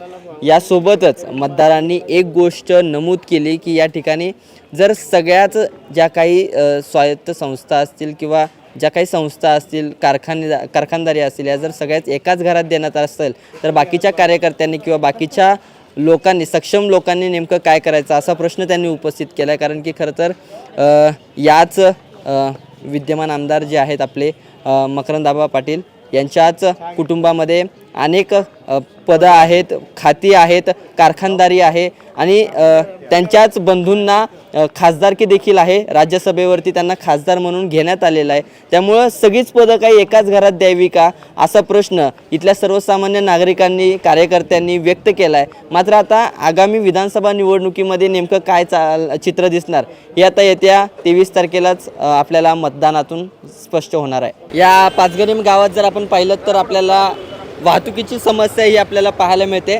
खरं तर वाहतूक प्रशासन आहे या ठिकाणी मार्गी लावण्यासाठी, मात्र ही सगळी जी परिस्थिती आहे ती आपण पाहतोय की आपण डोळ्यांनी पाहतोय की कशा पद्धतीने या ठिकाणी वाहतुकीची समस्या आपल्याला पाहायला मिळते. एकेरी आणि दुहेरी एकच वाहतूक जे आहे, म्हणजे एकाच रस्त्यावरती ही दोन्ही वाहतूक जी आहे ती आपल्याला पाहायला मिळते. त्यामुळे ही जी समस्या आहे ती वारंवार इथल्या नागरिकांना असेल, पर्यटकांना असेल, या ठिकाणी सतवते. इथले नागरिक आपण पाहतोय की तासनतास एकाच या ठिकाणी या ट्रॅफिकच्या समस्येपासून या ठिकाणी अडकल्याचं आपल्याला पाहायला मिळत आहे. मी सध्या वाई या परिसरामध्ये सध्या फिरतोय. माझ्या मागे ढोल्या गणपती, वाईचं गणपती मंदिर आहे, ते अगदी प्रसिद्ध आहे. त्या गणपतीच्या मंदिराच्या बाजूलाच या ठिकाणी सर्व किराणा दुकान आहेत. या ठिकाणी सगळे ज्येष्ठ नागरिक बसलेले आपल्याला पाहायला मिळाले. आपण त्यांच्याशी विचारतोय की नेमकी त्यांच्या या भागामध्ये कुणाची हवा आहे, चर्चा आहे. बाबा काय म्हणतात, निवांत बसलायत? हो, काय काम नाही का आज? काय निवांत? आज बाजाराचा दिवस आहे. काय तुम्ही शेती करता? हो. बरं, काय आणलं होतं यंदा मालाला? माल नव्हता काय बाजारला आलते. बर, काय सध्या निवडणुकीचं वारं काय म्हणते? तुतारी. बर, कोण आहे उमेदवार? हे पिसाळ मॅडम. पुन्हा पिसाळ मॅडम पिसाळ मॅडम आहेत. अरुणादेवी पिसाळ. अरुणदेवी. बर येतील का निवडून वाटते असं? हा इथे येतील. का बरं येतील? का बरं येतील म्हणजे म्हणजे आता राष्ट्रवादी जेव्हा एकत्र होती त्यावेळेस इथं मकरंदाबा पाटील निवडून यायचे, 3 वेळा निवडून आले. आता फुटीनंतर पहिलीच निवडणूक आहे. मग काय शरद पवारांकडे माणसं जातील का अजित दादांकडे जातील? शरद पवारांच्याकडे. असं का बरं? कारण त्यांचं कार्य चांगलं आहे. कार्य चांगलं आहे. बर लोकसभेला पण शरद पवारांच्याच पाठीमागे लोक होते. बर मग आता पण विधानसभेला बरं मग आता आबा म्हणजे मकरंद पाटील यांना नाकारण्याची काय कारणं असू शकतात? कारण त्यांच्या घरात सगळी पदं आहेत. होय हा एकच मुद्दा आहे का? बर मकरंद आबा पाटील म्हणजेच मकरंद पाटील यांच्या घराण्यातच अनेक पदं आहेत, त्यामुळे हा एकच मुद्दा लोकांकडनं सांगण्यात येतो की सगळी पदं जी आहेत ती त्यांच्या एकाच घरात आहेत, त्यामुळे आता आम्हाला दुसरा उमेदवार हवा आहे अशी भावना जी आहे ती या लोकांकडनं व्यक्त केली जाते. कुणाची हवा आहे सध्या? काय राजकारण काय सांगते इथलं? आता सध्या तर नाही अजून काय प्रचाराचे चालू झालं नाही ना. प्रचार चालू झाला नाही अजून. 4 तारीख उलटून गेली. बघू ना, कळेल उद्यापासून प्रचार चालू होईल. काय वाटतं कोण येऊ शकते इथं? आता भाजपचं सध्या वारं चालू आहे ना, त्याच्यामुळे आबांची विकास कामं चांगली आहेत. आबाच येऊ शकतील. आबाच येऊ शकतील. बर आबांवरती आरोप होतो की सगळी पदं त्यांच्याच घराण्यात आहे. काय वाटतं एकंदरीतच? नाही तसं काही नाही, कारण आबांचे विकास कामं भरपूर आहेत पश्चिम भागात आमच्या, त्यामुळे आबा येऊ शकतील. 100% आबा येऊ शकतात. बरं पाहिजे तसा विकास झालाय का वाईचा? हो झालाय ना. झालाय. काय प्रश्न होते वाईचे आणि आता कसे आहेत, म्हणजे वाईची परिस्थिती काय सांगते? रस्ते सगळे खेडेगावातनं पूल येते, छोटे मोठे पूल झालेले आहेत. आपण विकास कामं केलेली आहेत भरपूर. इथे काही पुराचा धोका वगैरे असं काय आहे का? पाठीमागं नदी आहे असं काय? नाही काही नाही. बर ठीक आहे.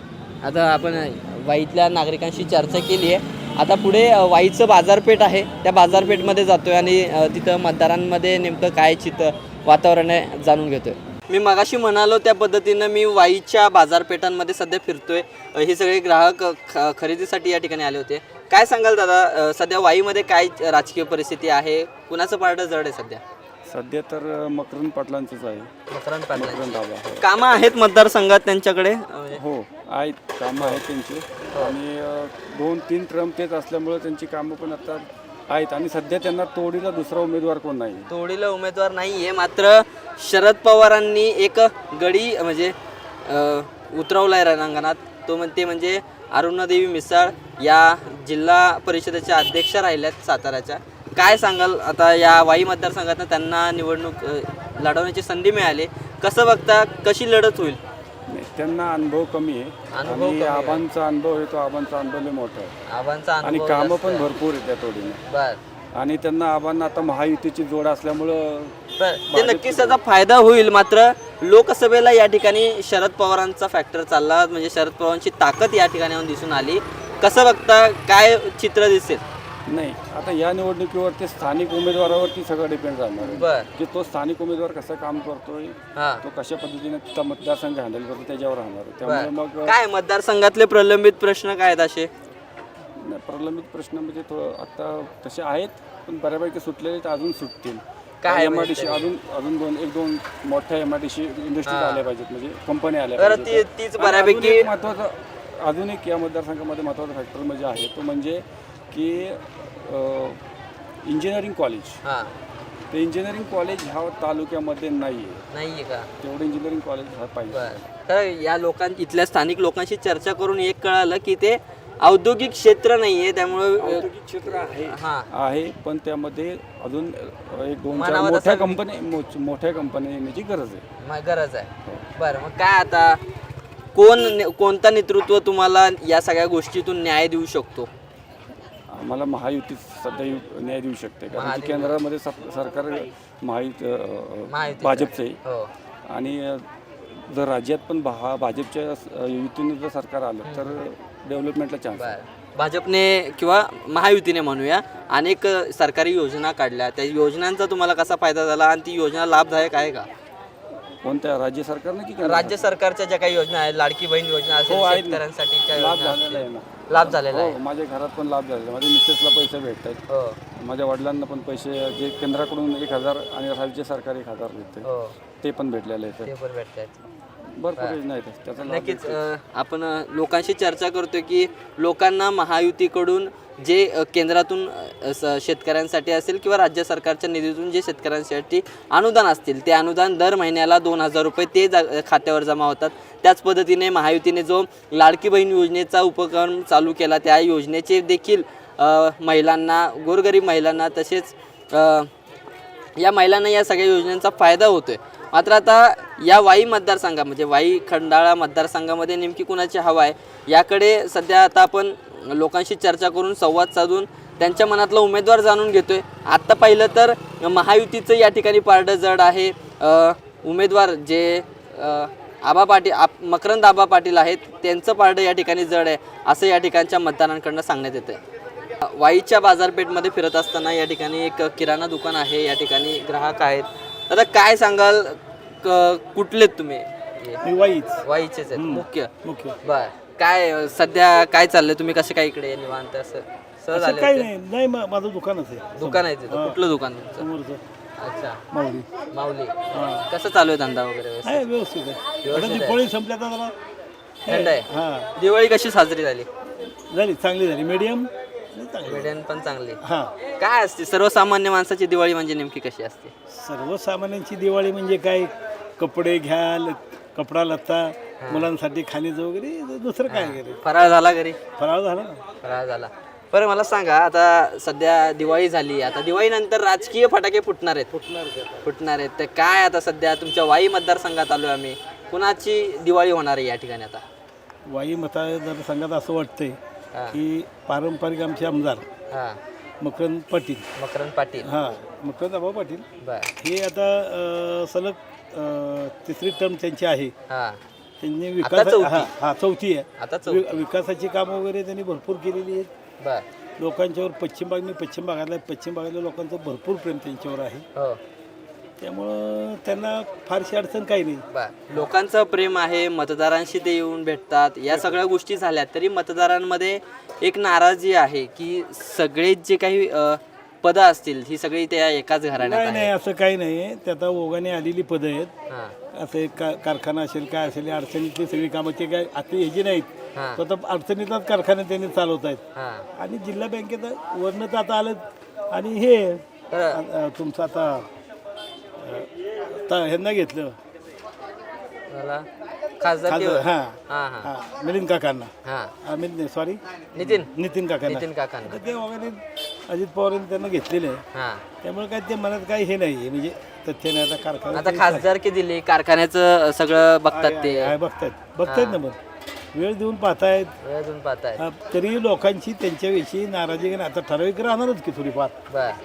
गाव म्हणलं की थोडा विरोध येतो, एक गाव म्हणलं 2 पार्ट्या असतात, तसं थोडा विरोध राहणार. बाकी काही म्हणजे अडचण नाही. सरकारने ज्या काही योजना चालू केल्या त्या योजना तुम्हाला कसं वाटतात?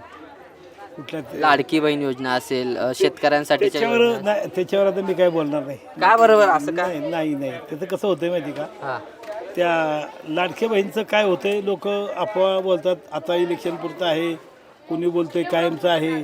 त्यामुळे फार आपण त्यात काही इंटरेस्ट घेत नाही.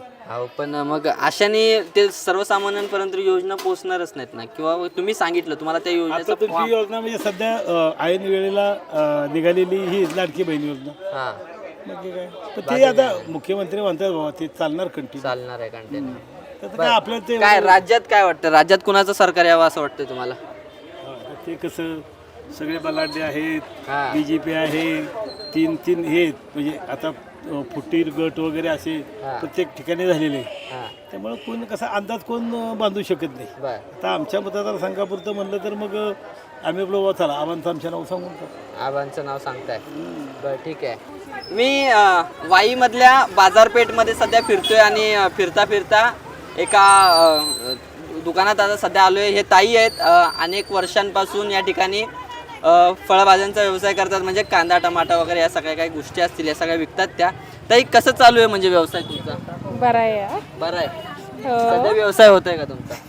हाय की चांगलं होतंय. हो. तुम्हाला लाडक्या बहीण योजनेचा फायदा झालाय का? नाही. कशामुळे? नाही मग कागदपत्राची का पूर्तता कमी होती म्हणून. पूर्तता कमी होते. हा. बरं. मग आता काय तुम्हाला परत एकदा ती योजना म्हणजे तुम्हाला मिळालं पाहिजे असं वाटतंय का? त्या योजनेचा फायदा तुम्हाला परत भेटायला पाहिजे. हो वाटतं की सगळ्यांनाच. बरं, काय तुमची काय कुठले कागदपत्र अर्धवट राहिले? मतदानाचं हे केलं नव्हतं काय बरं, आधार कार्ड लिंक केलं नव्हतं. आधार कार्ड लिंक नाही. बरं, आता राज्य सरकारने परत एकदा संधी दिली की बाबा ज्यांचे फॉर्म अर्धवट राहिले होते त्यांनी फॉर्म भरून घ्या असं म्हटल्यावर तुम्ही परत फॉर्म भरताल का आता? भरू की. आता बाकीच्या महिलांना बघा 7,000 8,000 असं 9,000 रुपये आले. त्यांनी साड्या घेतल्या, गळ्यातलं मनी डोरलं केलं, असं सगळं झालं. बरं. काय म्हणता म्हणजे आता तुम्हाला काय वाटतं इथं आमदार कोण होईल? मी तसं काही सांगू शकत नाही. सांगू शकत नाही. बरं, काय हो म्हणजे आता तुम्ही इथं राहता की? हो राहतो, पण तसं काय सांगता येते तुम्हाला सांगते. बरं, तुमच्या घरी पाणी वगैरे सगळं व्यवस्थित येते का? पाणी लाईट काय अडचण आहे का? सगळं काही व्यवस्थित येतं. सगळं व्यवस्थित येतंय. हो सगळं व्यवस्थित येतं. बरं. सध्या राजकारणातलं काय तुम्हाला माहिती आहे का? राजकारणातलं कशाला काय माहिती पाहिजे आपल्या म्हणजे कसं आपला व्यवसाय म्हणजे कांदा वडा विकणे हे करणे हेच आपलं हे. राजकारण करून आपल्याला काय करायचंय? जे येईल ते त्याला मतदान करायचं. जो चांगला उमेदवार असेल त्याला मतदान करायचं. बरं. तुम्ही उमेदवार कसं बघता? जरा निवडून द्यायचा असेल उमेदवार बघता का नाही? कर्तृत्वान असावा, तो समाजासाठी कार्य करणारा असावा. हा. बरं, महिला आहेत बोलायला म्हणजे जरा घाबरतात त्यामुळे ते बोलत नाही आहेत. त्यामुळे उमेदवार कोणीही असला तरी त्यांनी सर्वसामान्य लोकांची कामं केली पाहिजेत. त्या सर्वसामान्य लोकांना हाताशी धरून त्यांनी सगळ्या गोष्टी पाहिल्या पाहिजेत अशी त्यांनी भूमिका व्यक्त केली आहेत. या ताई आहेत, त्यांना विचारूया. ताई, तुम्ही काय सांगाल? सध्या कुणाची हवा आहे सध्या? हवा आबांची. ते मकरंदाबा पाटील. बरं, कामं करतात का ते? करतात की कामं करतात. पण तुम्हाला लाडक्या बहीण योजनेचा फायदा झालाय का? लाडक्या बहीण योजनेचा झालंय की झालाय. किती आले? की 7,500. 7,500. बरं, काय केलं त्या पैशांचं? आता काय करणार, असाच खर्च आल्यानंतर. पण महागाई किती वाढवली, भरपूर वाढवली ना. होय. काय त्यामुळे काय पैसे देऊन वाढले काय- बरं सांगा बरं. आता तेल डबा वाढलाय, सगळंच वाढले. काय सगळंच त्यात? वाढलंय. हा सगळंच वाढलंय. साखर सर्व वाढलंय. मग आता फराळ झाला का नाही? मग घरी दिवाळी आहे आता, फराळ झाला का नाही? केली दिवाळी पण एवढी केली नाही, महागाईच भरपूर असल्यामुळे काय करणार. काय काय फराळ केलाय? केलाय चिवडा, शंकरपाळी, हा. अनारसे केलेत का? अनारस, चकली. हा. बर. आता तुम्ही एवढं फराळ केलात, मग आता तुमचा लाडका भाऊ कोण आहे? म्हणजे आता त्यांनी तुम्हाला पैसे पाठवले, याच्यातला लाडका भाऊ कोण आहे तुमचा? एकनाथ शिंदे, देवेंद्र फडणवीस, अजित एकनाथ पवार. शिंदे. एकनाथ शिंदे मुख्यमंत्री एकनाथ शिंदे हे त्यांचे लाडके बंधू आहेत असं त्या ताईंनी सांगितलंय. बरं, मला सांगा, तुम्ही आता रोज कांदे वगैरे विकायला येता, काय तुम्हाला भावताल करावा लागतो इथं लोकांसोबत? लोक कमीच कर म्हणतात. म्हणजे भाऊ काय आहे सध्या? एका मिनिट, त्यांचा व्यवसाय सध्या सुरू आहे त्यामुळे ते काय सध्या बोलत नाहीत. कसं किलो आहे सध्या? कांदा आता 40-50. 40-50. बर. तरी ग्राहकांची मागणी असेल अजून थोडंसं कमी करा म्हणून. भरपूर मागणी असते. गिरायक म्हणतंय असंच आहे, म्हणजे नाशकाचे कुठे काय. आता या दुष्काळ पावसामुळे भरपूर नुकसान झाले ना. विकायला सुद्धा आम्ही आमच्या पद्धतीने आणतो, पण ह्यातून माल पण भरपूर खराब निघतो. पण कस्टमरला काय तसं आवडत नाही. आम्ही जादा पैशात विकलं तर मग कस्टमर म्हणतो आम्हाला कमीच द्या. आम्ही एवढं कसं, मग त्यातमध्ये पण आमचा काय फायदा होत नाही. खरं तर विक्रेत्यांचा हाच मोठा प्रॉब्लेम असतो, कारण की बाजारातनं माल आणायचा, तो या ठिकाणी विकायचा, त्यात पण ग्राहक ते विक्रेते अशा या दोघांमध्ये त्याच्यामध्ये बार्गेनिंग केली जाते. त्यामुळं यांच्या हाताला काही मिळत नाही अशी भावना यांनी व्यक्त केली आहे. तर एकंदरीतच ताई, आता तुम्हाला ही योजना कशी वाटली तुम्हाला? ही लाडके बहीण योजनेची चांगली पण वाटली. चांगली वाटली. चालू राहायला पाहिजे का? राहायला पाहिजे चालू. बर. राहायला पण पाहिजे आणि थोडं म्हणजे बाकीचं काय साहित्य पण थोडं स्वस्त झालं पाहिजे. एवढं महाग नाही झालं पाहिजे तर फायदा होणार आपल्याला. नाहीतर काय होणार, इकडून पैसे घ्यायचे आणि तिकडून घालवायचे.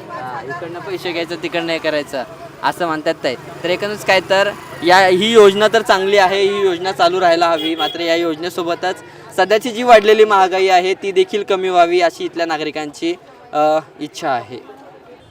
नमस्कार, मी आता सध्या वाई शहरातल्या खामकर चौकात सध्या आहे.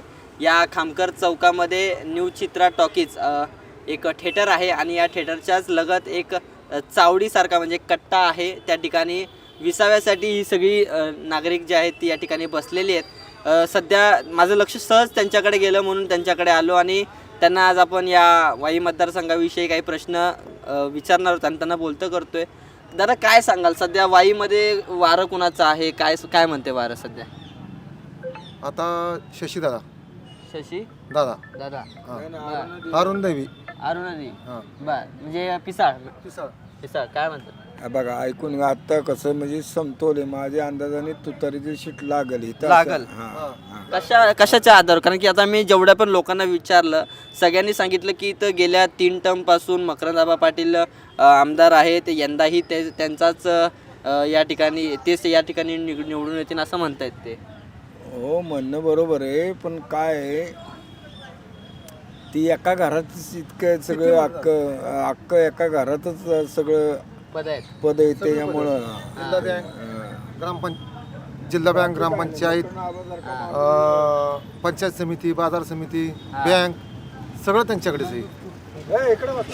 सगळं त्यांच्याकडेच आहे. आमदारकी खासदारकी सगळं त्यांच्याकडेच आहे. हे सगळं असलं तरी विकासाच्या दृष्टिकोनातून त्यांनी काम केलं नाही. विकासाच्या दृष्टीने मकरंद आबासारखं काम नाही. 1 नंबर मकरंद आबाचं काम आहे. एक आता नंबर. केवळ राष्ट्रवादीमध्ये फूट पडली, साहेब आणि दादा वेगळे झाले म्हणून साहेबांना साथ द्यायची म्हणून त्यांना पाडायचं असं काय ठरलंय का? तसं काय म्हणजे म्हणण्याचा उद्देश काम करणारा माणूस एकमेव मकरंद आबासारखा अगदी माणूस अगदी म्हणजे जीवाचं रान करणारा मकरंद आबा आहे. बर एवढं सगळं असताना तरी देखील तुम्ही अरुणा देवी म्हणालात म्हणून विचारतो अरुणा देवींची काय कामं आहेत?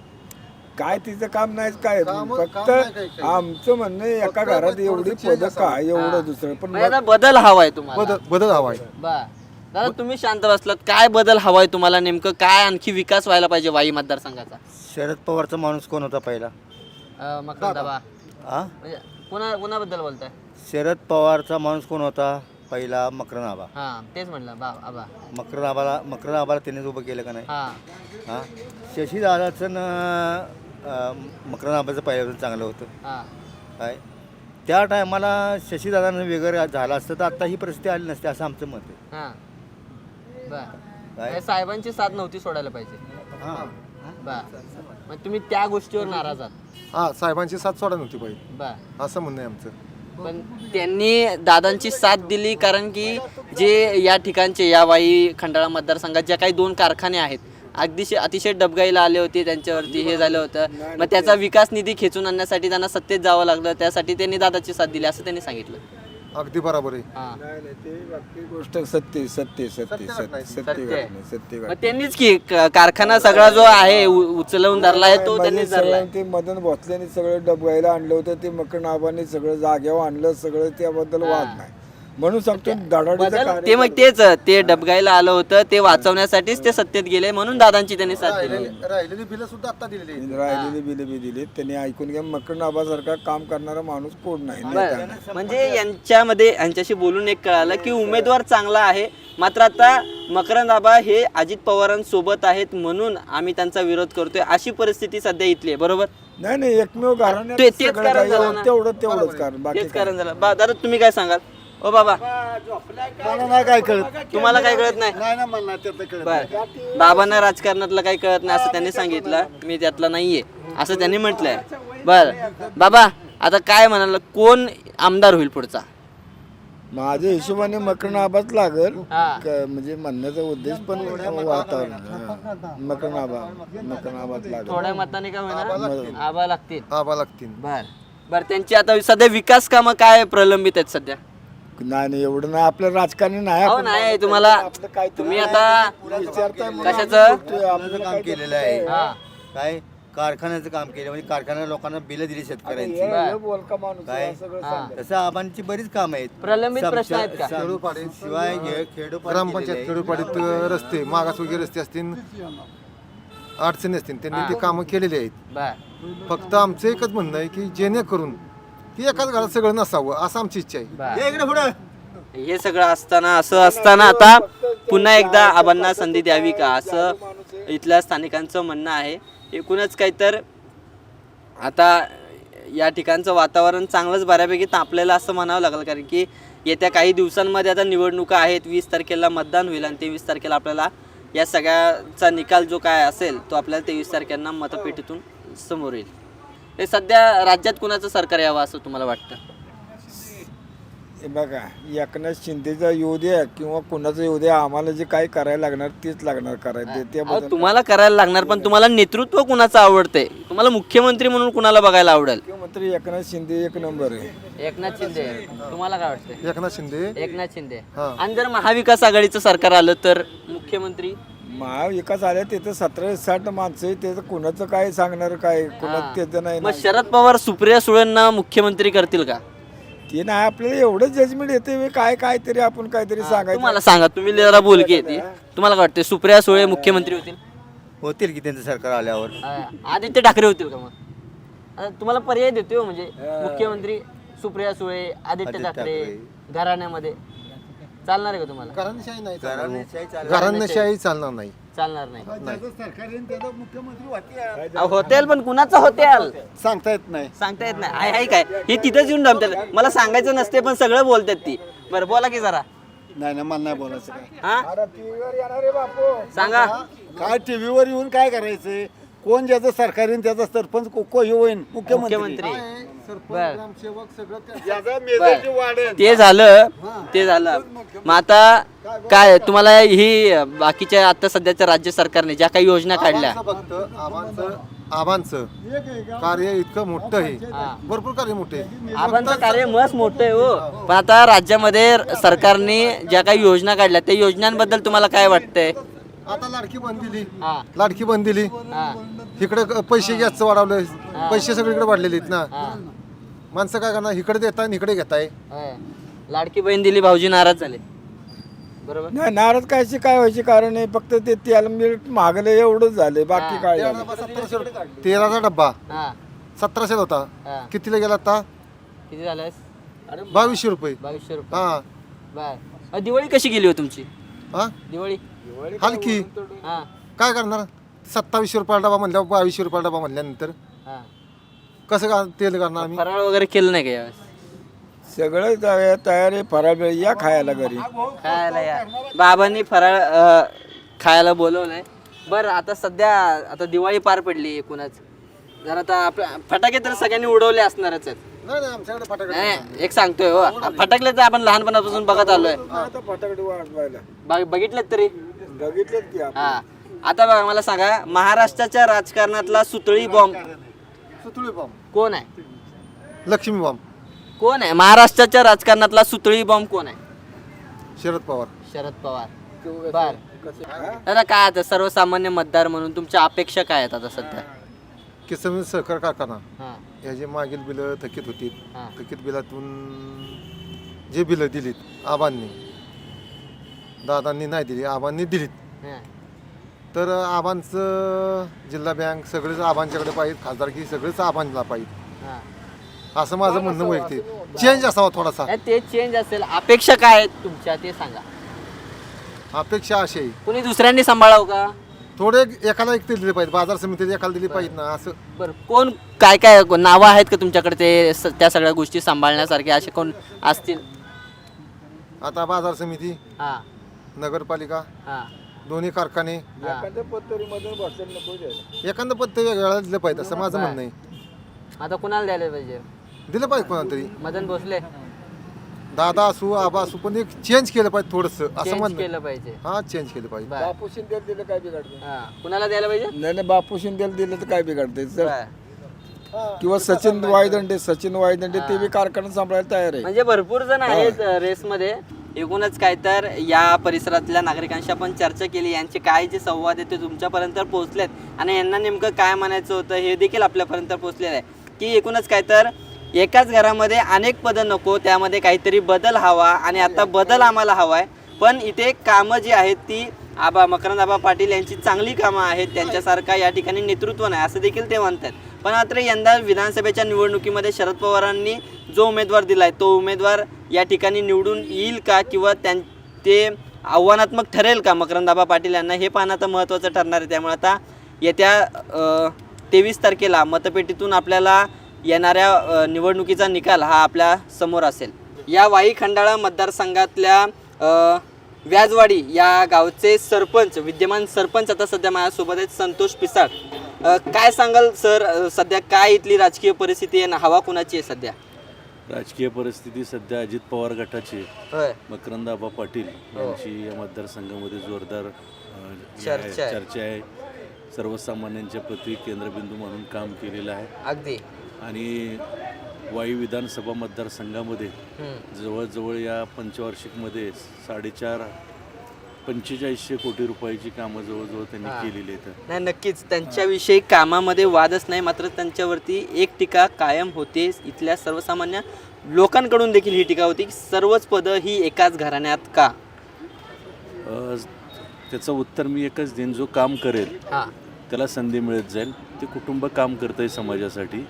आणि दुसरी गोष्ट, समाजामध्ये त्यांच्याकडं विरुद्ध असा कोणताही पर्यायच नाही आजपर्यंत. आणि तात्पुरतं इलेक्शनपुरतं, निवडणुकीपुरतं एक वातावरण निर्मिती करण्यात काही अर्थ नसतो. 5 वर्षाचा थेट जनसंपर्क लागतो. मतदारसंघाची माहिती असावी लागते, गावोगावची माहिती असावी लागते. आणि त्या पद्धतीनं आजपर्यंतही त्यांच्या विरोधात असा कुठला सक्षम नेता कार्यकर्ता अभ्यासानं पुढं आला नाही. त्यामुळं कर्मधर्मसंयोगानं त्यांच्याकडे म्हणताय असा समोर आला नाहीये, पण प्रत्यक्षरित्या जर पाहायला गेलं तर त्यांच्याच पक्षामध्ये अंतर्गत वाद आहेत. या सगळ्या धुसफूस लागलेली आहे की आतमध्ये? नाही, अशी काही मला माझ्या माहितीप्रमाणे धुसफूस वगैरे काही नाही आहे. कारण प्रत्येक वेळेस निवडणुकीत ही परिस्थिती त्यांना काही नवीन नाही आहे. हे जरी विरोधक असले तरी ते वेगवेगळ्या गटात असेल तर ते कायम हेच विरोधक त्यांच्या समोर लढत असतात. त्यामुळे त्यांच्यासाठी हे काही नवीन नाही. आता राष्ट्रवादीच्या फुटीनंतर ही पहिलीच निवडणूक असणार आहे. तसं तर सातारा जिल्हा हा पवारांचं बालेकिल्ला मानला जातो. मात्र आता या सातारा जिल्ह्यातच आता 2 पवारांची लढत होते, ती म्हणजे राष्ट्रवादी शरद पवार गट आणि राष्ट्रवादी अजित पवार गट. या मतदारसंघात देखील तीच परिस्थिती आहे. अरुणादेवी पिसाळ या शरद पवार गटाकडून उमेदवारी त्यांनी अर्ज दाखल केला आणि त्यांना संधी मिळाली. त्यांच्याकडे कसं बघता तुम्ही? त्यांचं काम आहे का या मतदारसंघात? जिल्हा परिषदेच्या अध्यक्षा होत्या त्या. जिल्हा परिषदेच्या अध्यक्ष म्हणून त्यांनी काम केलेलं निश्चितच चांगल्या पद्धतीनं केलं होतं. परंतु जिल्हा परिषद अध्यक्षपदाचा काळ संपल्यानंतर मतदारसंघामध्ये किंवा विभागामध्ये जो जनसंपर्क असावा लागतो, खेळ ठेवायला लागतो, तो माझ्या माहितीप्रमाणे तो कुठंतरी कमी पडलेला आहे. व्यक्तिगत पातळीवर त्या व्यक्तिशा उमेदवार म्हणून त्यांना काही आमचा विरोध असण्याचं कारणच नाही आहे. तुम्ही देखील पिसाळ आहात, काहीच घरगुती नातेसंबंध? ठीक, पिसाळ वगैरे सगळं असलं तरी काही राजकीयदृष्ट्या मतदारसंघाचा, गावाचा वगैरे विचार करायचा असतो. तो विचार आम्ही केलेला आहे. मकरंद पाटलांनी ज्या पद्धतीने विकासाचं एक वादळ तयार केलेलं आहे, गावोगावी माझ्या माहितीनं असं एक गाव नसेल की त्या गावामध्ये विकासाचं काम त्यांनी केलं नाही, असं एक गाव नसेल. त्यामुळे इथल्या गावकऱ्यांनी काय ठरवलं? आमचा विषय एक बघा, मकरंद पाटलांचं काम आहेच आहे, परंतु महायुती सरकारनं जे काय वेगळ्या विविध योजना केलेल्या आहेत, त्यामध्ये मोफत मुलीची शिक्षणाचा विषय असेल तो आमच्यासाठी आम्हाला चांगला वाटतो. लाडक्या बहिणी योजनेचा विषय चांगला वाटतो. वयोश्री योजना ती एक आम्हाला चांगली वाटते. त्याचबरोबर वृद्धांसाठी तीर्थदर्शनासाठी जी काही तीर्थक्षेत्र भेटीची योजना ह्या सरकारनं आयोजित केलेली आहे किंवा जाहीर केलेली आहे, ती एक चांगली आहे. त्याचबरोबर दुसरा या सरकारचा महत्त्वाचा विषय म्हणजे धडाकेबाज निर्णय आहेत. प्रकल्प जे काय पेंडिंग होते ते चांगल्या पद्धतीनं हाताळण्याचा प्रयत्न केलेला आहे. त्याचबरोबर ते झालंच पण मात्र आता एकीकडे महायुती आहे, दुसरीकडे महाविकास आघाडी आहे. सध्याचं चित्र जरा संमिश्र वातावरण पाहायला मिळतंय. मात्र एकंदरीत जो काही निकाल असेल तो आपल्याला येणाऱ्या निकालात तर स्पष्ट दिसेलच. पण एकंदरीत जर म्हणतोय मी, महाविकास आघाडीची सत्ता आली किंवा महायुतीची जरी सत्ता आली तरी दोन्ही या राजकीय गटांमध्ये मुख्यमंत्री कोण असेल याबाबत तुम्हाला काय वैयक्तिक वाटतं? त्याचं एक उत्तर द्या मला. महायुतीतनं मुख्यमंत्री कोण होईल? एकनाथ शिंदे साहेबांचंच कदाचित माझ्या मते. मी जरी अजित पवार गटाचं काम करत असलो तरी जर सगळे सिक्वेन्स बघितले किंवा राजकीय परिस्थिती बघितली आणि त्या माणसाचं काम बघितलं तर मला वाटतं की एकनाथ शिंदे साहेबांना, नरेंद्र मोदी साहेब, अमित शहा असतील किंवा सगळे असतील, त्यांना थोडी का होईना सुरुवातीच्या काळात संधी देतील. थोडी का होईना संधी देतील. त्यांच्या नेतृत्वात अजित पवारांचं म्हणालात, अजित पवार मुख्यमंत्री होतील का नाही? राजकीय समीकरणामध्ये आपण गेल्या परिस्थिती 2019ची बघितली तर BJPच्या 105 जागा येऊन सुद्धा त्यांना थांबावं लागलं होतं. परंतु राजकारणात कधी कधी थांबावं लागतं, कधी पुढे जावं लागतं. त्या परिस्थितीवर दादा जवळपास 5 वेळा थांबल्या म्हणणं बरोबर आहे, परंतु दादांना ज्या काही गोष्टी अभिप्रेत त्यांच्या मनासारख्या घडलेल्या नाहीत, त्यामुळं त्यांनी पवारसाहेबांपासून फारकत घेतलेली आहे आणि निश्चितच त्यांच्या मनामध्ये मुख्यमंत्री पदाची सुप्त इच्छा आहेच आणि त्या दृष्टिकोनात ते प्रयत्न करणारच. नक्कीच तो त्या बाबतीत कुठं काही हे करतील असं नाही. परंतु महाविकास आघाडीचा मुख्यमंत्रीचा पदाचा चेहरा, शेवटचा प्रश्न, तर आपण तर काय त्यांच्या त्या ह्याच्या बाबतीत कोण व्हावा, फक्त होईल कोण पण व्हावा कोण ही इच्छा काय म्हणते बरं का. तर तसं बघायला गेलं तर मग महाविकास आघाडीमध्ये सध्या काँग्रेस पॉवरफुल आहे. पॉवरफुल आहे. हां, काँग्रेस पॉवरफुल आहे, त्यामुळं नाना पटेल किंवा बाळासाहेब थोरात मुख्यमंत्री होऊ शकतात. आणि राष्ट्रवादीतून म्हटलं तर जयंत पाटील यांची वर्णी लागावी. ओके. तर दादांनी सांगितलं त्या पद्धतीने एकूणच त्यांनी थोडंसं राजकीय म्हणजे सध्या या वाई खंडाळा मतदारसंघाचं सध्याचं राजकीय परिस्थिती नेमकं काय सांगते हे त्यांनी सांगितलं. कारण की ते या मतदारसंघातले एका गावातले ते सरपंच आहेत, सध्याचे विद्यमान सरपंच आहेत. त्यामुळं एकूणच गाव पातळीवरचं राजकारण आणि सध्याच्या वरच्या लेवलचं राजकारण हे त्यांनी खरोखर स्पष्ट केलं आहे. त्यामुळे आता या मतदारसंघात तरी मतदारसंघाचं नेमकं काय गणित आहे, कुणाचं वारं आहे हे तुम्ही पाहिलेच. पण आता येत्या 23 तारखेला मतदानात म्हणजे मतपेटीच्या रूपाने आपल्याला जो काही निकाल आहे तो आपल्यासमोर स्पष्ट होणार आहे. वाई खंडाळा या मतदारसंघाचा आढावा घेता घेता आता आपण सध्या पारगाव खंडाळा या 2 प्रमुख गावांमध्ये फिरतोय. या गावामध्ये नेमकं काय सध्या चित्र आहे, सध्या कुणाची हवा आहे हे जाणून घेतोय. आणि सध्या माझ्या मागं तुम्ही पाहिलं असेल तर एक चहाचं स्टॉल आहे आणि या ठिकाणी हे सगळे मंडळी चहा पिण्यासाठी या ठिकाणी आली होती. दादा काय सांगाल, सध्या काय म्हणते वाई खंडाळाचं वातावरण काय सांगतंय? काय सध्या मकरंदाबाच्या बाजूनेच आहे. मकरंदाबांच्या बाजूने वार आहे. होय, येतील का निवडून येतील. बरं, विकास कामं आहेत का त्यांची? भरपूर काम आहेत. भरपूर काम आहेत. बरं, तुम्हाला काय वाटतं आता? नाही, मी मकरंदाबाद पहिल्यापासून येतात आणि ते पण येतील, कारण का विकास कामं भरपूर आहेत खंडाळा तालुक्यात.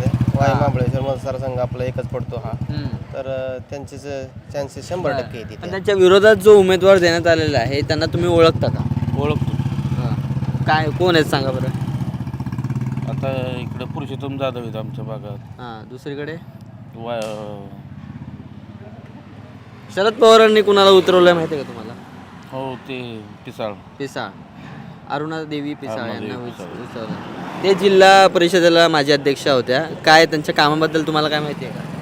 त्यांचे कामं तर ह्यांना आमचे आता अध्यक्ष असताना काय त्यावेळेस इकडे काय कामं नाही, काहीच केलं नाही. बरं, ह्यांचा आपल्या मकरंद पाटलांचा जनसंपर्क कसा आहे? जनसंपर्क खूप मोठा आहे इथं आणि त्यांचं वारंवार येणं जाणं या भागात भरपूर आहे.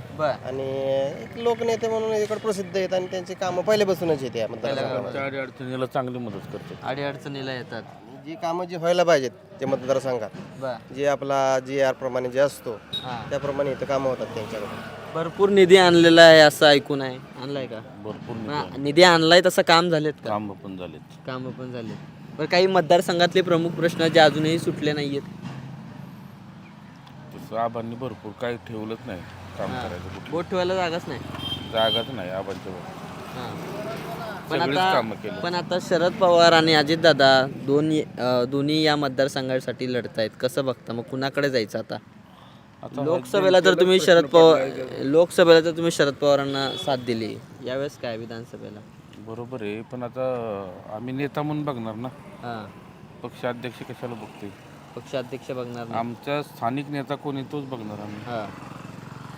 आता ते उद्या एकत्र येतील त्याचं काय सांगता येतं? ते येऊ पण शकतात. हो, ते घरातले काका पुतण्यांचा संबंध आहे त्यांचा, ते काय होईल त्यांचं. पण जे आपल्याला जे नेता जे आपलं काम करतोय आपल्या ह्या मतदारसंघावर, ते तोच आपण ते हाताला धरणार त्यांच्या, असा विषय. पण ही जेव्हा भूमिका, कारण की कसं आहे, मी हा प्रश्न विचारण्याचं मुख्य कारण म्हणजे हा सातारा जिल्हा आहे, मूळतः राष्ट्रवादी काँग्रेस आणि काँग्रेसचा मानला जातो. त्यामुळे आता राष्ट्रवादी काँग्रेसनी म्हणजे शरद पवारांनी इथं भरपूर जम बसवला होता. तो जम आपल्याला लोकसभेला बघायला मिळाला होता.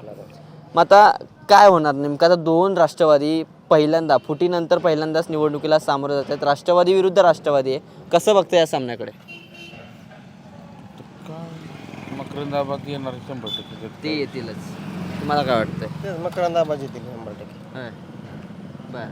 पण मग काय अशी काय खेळी खेळू शकतात का शरद पवार? काही वेगळी खेळी करू शकतात? काय बदल होऊ शकतो? त्यांच्या 2 सभा आहेत इथं, खंडाळ्याची किंवाईमध्ये की हां, ते आले इथं, काय होऊ शकतं? दिवाळीवरनं आठवलं. यंदा कुणाची दिवाळी होईल खंडाळ्यात?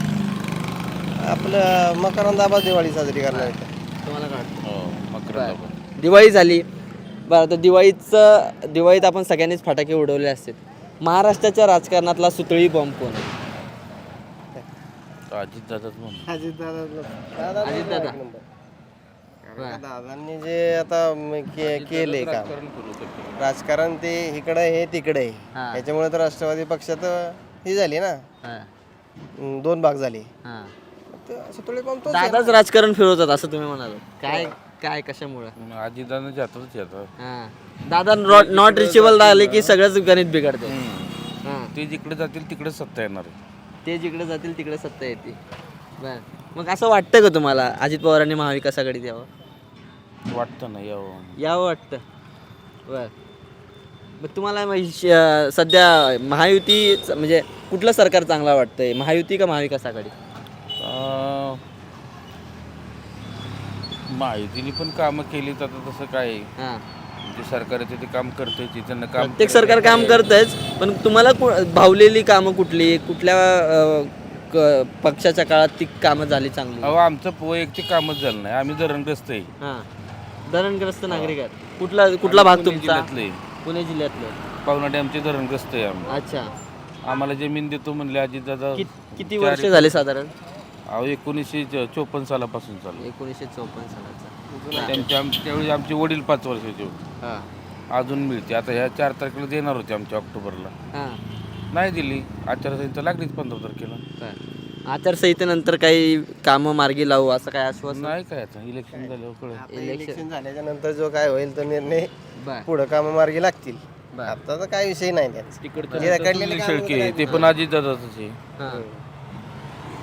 दादा काय सांगाल, सध्या कुणाची हवा आहे सध्या? मकरंद आबा.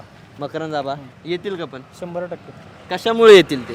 कामं चांगली आहेत ना. कामं चांगले आहेत. भेटतात का तुम्हाला? आमचा काही संपर्क नाही एवढा. संपर्क नाही म्हणजे जनमानसात संपर्क आहे का? लोकांच्यामध्ये चांगला संपर्क आहे. विचारपूस करतात भरपूर. बर, दादा तुम्ही काय करता? कामं घेतो मी गव्हर्नमेंट कॉन्ट्रॅक्टर. अच्छा, गव्हर्नमेंट कॉन्ट्रॅक्टर. काय सांगाल सध्या या भागामध्ये कसं बघता? राजकीय परिस्थिती काय सांगते? मकरंद आबाची मकरंद आबा येतील. कामं आहेत त्यांची एकदम छान, सुंदर. बर, आता इथं या भागामध्ये राष्ट्रवादी विरुद्ध राष्ट्रवादी होती. कसं बघता? म्हणजे एकीकडे साहेब आहेत तर दुसरीकडे दादा आहेत. दादा का बरं? म्हणजे लोकसभेला तुम्ही एक वेगळं चित्र इथं तयार केलं होतं. शरद पवारांच्या बाजूने या ठिकाणी मतदान जास्त झालं होतं. लोकसभेला भावनिकतेची लाट होती, पण आता स्वतः मकरंद आबा उमेदवार आहेत आमदार, त्यामुळे नाही एवढा काय फरक पडला. त्यांची कामं आहे मतदारसंघात एकदम छान, सुंदर. मकरंद आबांची कामं मतदारसंघात आहे आणि याच कामांच्या जोरावरती ते पुन्हा एकदा म्हणजे 4थ्यांदा आमदार होतील असा विश्वास पारगाव खंडाळा या गावातील ग्रामस्थांनी व्यक्त केला आहे. याच चहाच्या कट्ट्यावरती आपल्याला ही सगळी तरुण मंडळी आपल्याला या ठिकाणी जमा झाली. त्यांच्याशी आपण संवाद साधतोय. काय सांगशील मित्रा, काय म्हणते इथलं वारं, कुणाची हवं आहे? नमस्कार, माझं नाव सुयोग. मी इथला स्थानिक रहिवासी आहे. शिक्षणासाठी मी पुण्यात असतो.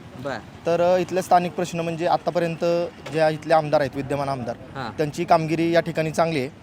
पण सद्यस्थितीला आमच्या तरुणांच्या जे आत्ता ते काम चालू आहे त्याच्यापेक्षा जास्त काहीतरी अपेक्षा आमच्याकडे आहेत. विधानसभेमध्ये त्यांनी आमचे प्रश्न उपस्थित केले पाहिजेत. रोजगारासंबंधित पुणे, त्यानंतरनं सातारा या भागाच्या ज्या प्रकारे डेव्हलपमेंट झाली, तर हा जोडणारा जो दुवा आहे हा खंडाळा तालुका आहे. तर ह्या खंडाळा तालुक्यामध्ये आमची अपेक्षा आहे की त्या पद्धतीनंच आमच्या साहेबांनी तिथं त्या ठिकाणी प्रश्न मांडले पाहिजे. आणि त्याचबरोबर शरद पवार साहेबांचं इथं एक सुप्त लाट तुम्हाला लोकांच्यामध्ये बघायला भेटेल.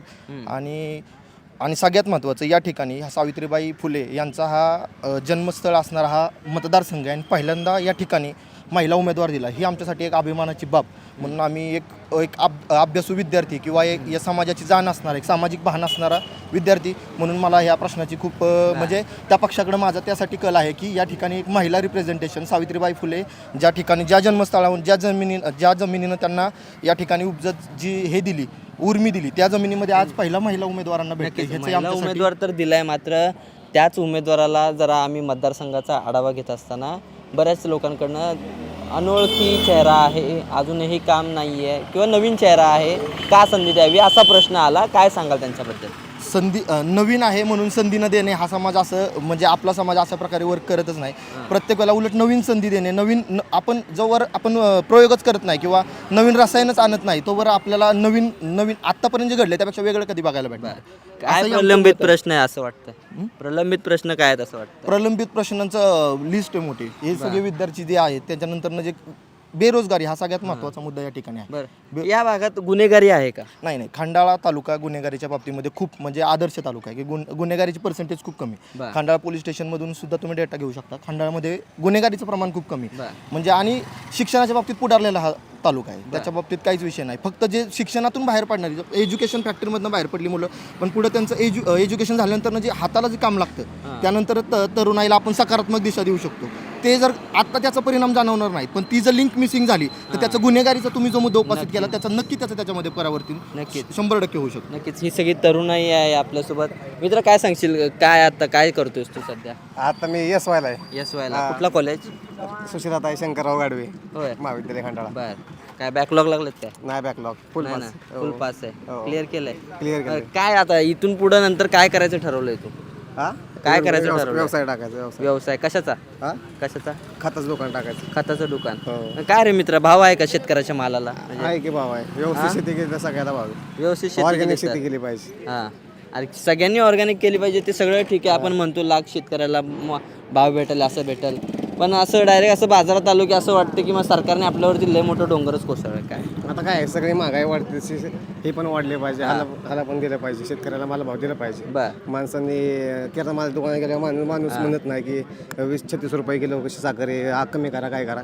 इथं पण शेतकऱ्यांना त्यांनी माणसांनी म्हणले पाहिजे, चला तुमची दाची कोथिंबीरची पेंड येतं 10 रुपयाला देऊन टाकली पाहिजे. हां, म्हणजे जे आपण रेग्युलर जी भाजी खरेदी करतो आपल्या घराशेजारून वगैरे, म्हणजे तिचं आपण जास्त बार्गनिंग करायला जातो, पण तीच जर भाजी किंवा एखादं दुसरं प्रोडक्ट आपण एखाद्या मॉलमध्ये खरेदी करायला गेलं तर तिथं आपण बार्गनिंग करत नाही. बरोबर.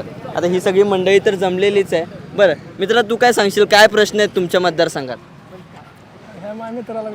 बरं, तू सांग की.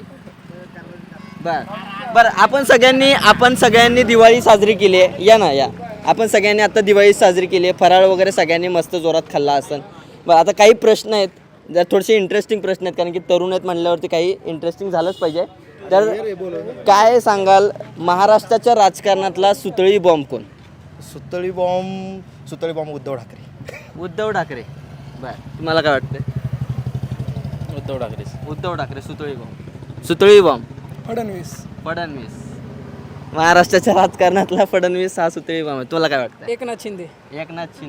गेम केलाय, काय वाटतं? एकनाथभाई शिंदे. सुतळी बॉम्ब. बर, ती तडतडी माहिती आहे का? तडतडी ती फक्त उडते, फुटत नाही. ते कोण वाटतंय? फडणवीस.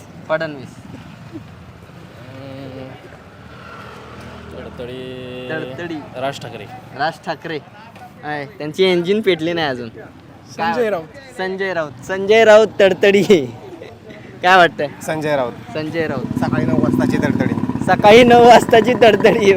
आता तरुण पण लवकर म्हणजे राजकारणाकडे पाहायला लागलेत. सकाळी 9 वाजले की बातम्या चालू झाल्या की समोर संजय राऊत असतात.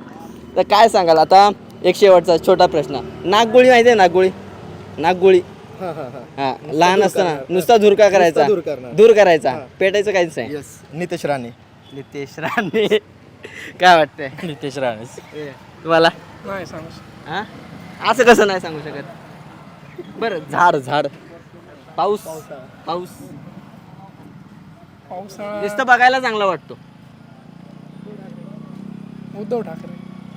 उद्धव ठाकरे. तुला काय सांगशील? आदित्य ठाकरे. बघायला चांगला आहे. नुसता दूरकाठी. नागोळी. आदित्य ठाकरे. कोण?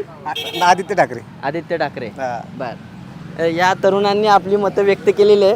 खरं तर एक गमतीचा भाग म्हणून हे सगळे प्रश्न घेतले होते.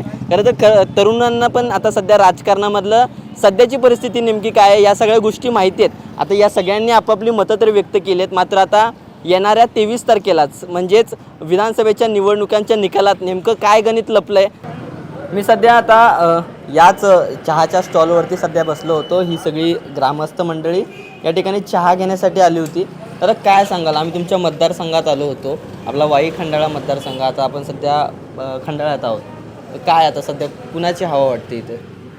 तशी आता इथं हवा मकरंद पाटलांची आहे. मकरंद पाटलांची का बरं? मकरंद पाटीलच का?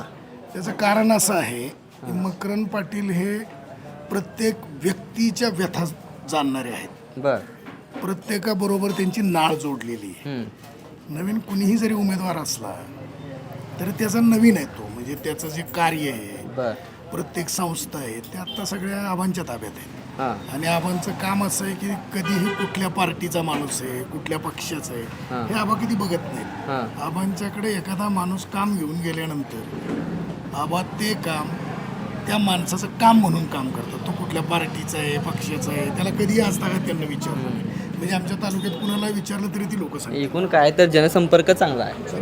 बरं. पण मग त्यांच्यावरती सतत ही एक टीका होते, तुम्ही देखील ऐकले असेल की तुमच्या पक्षातच किंवा त्या राजकीय वर्तुळातच एक चर्चा अशी आहे की सगळीच पदं एकाच व्यक्तीच्या घरात का द्यावी, अशी एक चर्चा आहे. सर्वसामान्यांच्या मनात देखील तोच प्रश्न आहे की सतत काही जरी म्हणजे बाजार समिती असेल, ग्रामपंचायत असेल किंवा वेगवेगळी काय पदं असतील, साखर कारखाने असतील, हे सगळ्यांची पदं ते त्या एकाच घरात का जातात? आता आपण कारखान्यापासून सुरुवात करूया. मूळ विषय कारखान्याचा असा की कारखाने दोन्ही आमचे निलावात निघाले होते. ते अगदी बरोबर आहे. ते कारखाने वाचवायचं काम केलंय. ते कारखाने घ्यायचं, निवडून लोकांना मतदान करून फक्त आबा यातनं काहीतरी मार्ग काढतील म्हणून कारखाने ताब्यात दिले. आता ते कारखाने घेतल्यानंतर त्याच्यावर कुणाला तरी दुसऱ्याला बसवणं आणि पुन्हा तीच अवस्था करून घेणं योग्य होतं का? नाही, ती बी आहे. म्हणून त्यांना एका कारखान्याचं चेअरमन पद भूषवलं आणि आयुष्यात पहिल्यांदा त्यांना अशा स्वराज्य संस्थेत कुठंतरी चेअरमन पद घेतलं आणि ते पूर्ण क्षमतेनं आणि व्यवस्थित चालवलं. मग हे कारखाना डबगाई कुणामुळे आली? आधीच्या संस्थेमुळं, संचालकांमुळं. आधीचं जे कामकाज होतं ते चुकीचं होतं, कुठंतरी त्यांना चुकीचं काम केलं म्हणून नाकारलं ना लोकांना नाकारलं का? त्याच्यामुळे कुठेतरी चुकीचं काम. जर कारखान्यात निलावात निघाले तर चुकीचंच काम झालं ना ते. आता तेच सोबत आहेत असं वाटत नाही तुमच्या? आमची इच्छा आहे त्यांना राहावं सोबत. काय आमची इच्छा आहे त्यांना सोबत राहावं. बर. त्यांना बी भविष्य आहे, त्यांचं बी कार्य आहे. असं नाही की त्यांना काय चुकीचं काम केलं, काय झालं असेल ते झालं. पण आता त्यांना आबांना साथ द्यावी अशी अगदी आमची तळमळीची इच्छा आहे. पण राष्ट्रवादी काँग्रेसच्या फुटीनंतर शरद पवार गट आणि अजित पवार गट आता प्रथमच आमने सामने येणार निवडणुकीच्या रिंगणात, म्हणजे विधानसभेच्या निवडणुकीत. कसं बघता? काय शरद पवारांची सुप्त लाट आहे, चर्चा आहे मतदारसंघात, दबक्या आवाजात चर्चा आहे असं म्हणावं लागेल. नाही होतीच की खासदारकीला. आता जर खासदारकी आपण बघितली तर खासदारकीला शरद पवारांची लाट व्यवस्थित चालली, परंतु आमदारकी बाबतीतचा विषय वेगळा आहे. का बरं? आमदारकीला काय, कुठं काय, कसं गणित जमल? आमदारकी बाबतीत व्यक्ती म्हणून जी समोर उभी आहे त्या व्यक्तीचं कार्य वेगळं आहे. त्यामुळे आमदारकीला लाट वगैरे असलं काही चालेल म्हणून मला तर नाही वाटत. पण आता शरद पवारांनी जो उमेदवार दिलेला आहे अरुणादेवी पिसाळ, काय वाटते, येतील निवडून? नाही, आता मी जर राष्ट्रवादीचं मकरंद पाटलांचं काम करणारा व्यक्ती आहे तर मी असं म्हणूच नाही शकणार. आणि मुळात विषय असा की शशिकांत पिसाळ हे सुद्धा अगदी परवापर्यंत आपण बरोबर असणारीच व्यक्ती आहे. अगदी निदान नेतृत्वाबद्दल काय सांगा?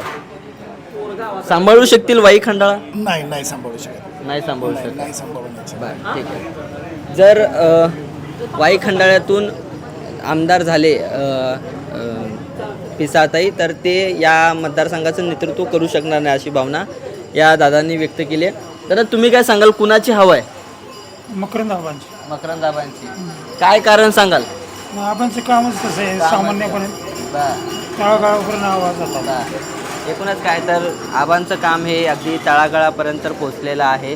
सर्वसामान्यांच्या हाकेला धावून जाणं, जनसंपर्क चांगला ठेवणं आणि इतर प्रत्येक म्हणजे सुखदुःखात असेल अनेक वेगवेगळ्या कार्यक्रमात उपक्रमाच्या माध्यमातून सतत जनमानसात राहणं आणि हेच जमेची बाजू ठरते ही आबांची. आणि त्यामुळेच मकरंद पाटील हे पुन्हा एकदा वाई मतदारसंघाचे चौथ्यांदा आमदार होतील अशी प्रतिक्रिया इथल्या पारगाव आणि खंडाळा या दोन्ही ग्रामस्थांच्या नागरिकांनी व्यक्त केली. का तर असा जो काही संपर्क एकूण मकरंद पाटलांनी जमा केलेला आहे तो त्यांचा फायदा त्यांना या विधानसभेच्या निवडणुकीत होईल अशी चर्चा सध्या मतदारसंघात आहे. मात्र एक गट जो आहे तो शरद पवारांचा असा देखील म्हणतोय की या मतदारसंघामध्ये थोडक्यात काय तर शरद पवारांची सुप्त लाट आहे आणि ही सुप्त लाट आपल्याला 20 तारखेच्या मतदानात आपल्याला पाहायला मिळेल आणि 23 तारखेला त्याचा निकाल देखील आपल्याला लवकरच बघायला मिळेल. मात्र एकूणच काय तर आज आपण वाई विधानसभा मतदारसंघाचा आढावा घेतला आहे. या वाई विधानसभा मतदारसंघामध्ये महाबळेश्वर, वाई आणि खंडाळा ही प्रमुख 3 तालुके यांचा समावेश होतो. या मतदारसंघामध्ये अनेक विषय चर्चेचे आहे. खरं तर हा संपूर्ण मतदारसंघ पर्यटनाच्या दृष्टीने अत्यंत महत्त्वाचा आहे आणि एकूणच या ठिकाणी महाराष्ट्राच्या राज्यभरातून वेगवेगळे पर्यटक या भागात पर्यटनासाठी येत असतात. त्यांच्यासाठी या भागातील आमदारांनी योग्य त्या सोयीसुविधा उपलब्ध करून दिल्यात असं देखील आपण जेव्हा पाचगणीला होतो त्यावेळेस तिथल्या नागरिकांनी व्यक्त करून दाखवल्या. मात्र त्या ठिकाणची जी एक समस्या होती ती म्हणजे वाहतूक कोंडी. या वाहतूक कोंडीला कुठेतरी आळा घालावा, रस्त्याची रुंदीकरण व्हावी अशा इथल्या स्थानिक लोकांच्या मागण्या होत्या. त्याच्यानंतर आपण जर पाहिलं तर आपण गेलो वाईमध्ये. वाईच्या या खामकर चौकामध्ये आपण थांबलो होतो. त्या ठिकाणी या भागातील नागरिकांनी अत्यंत गाव पातळीपासून ते शहरी भागापर्यंतचं राजकारण नेमकं कसं होतं आणि नेमकं कशा पद्धतीने हे सगळं राजकारण फिरत होतं या सगळ्या गोष्टी सांगितल्या.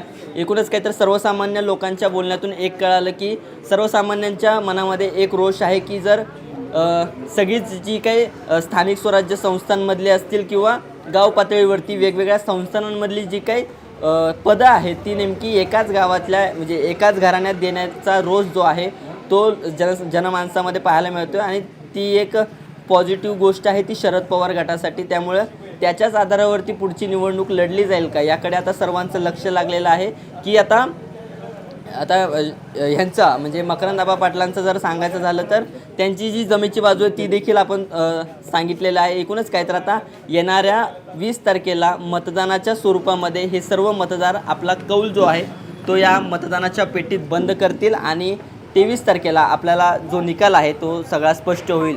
वाई मतदारसंघातून विश्वजित भालेराव, बखर लाईव्ह.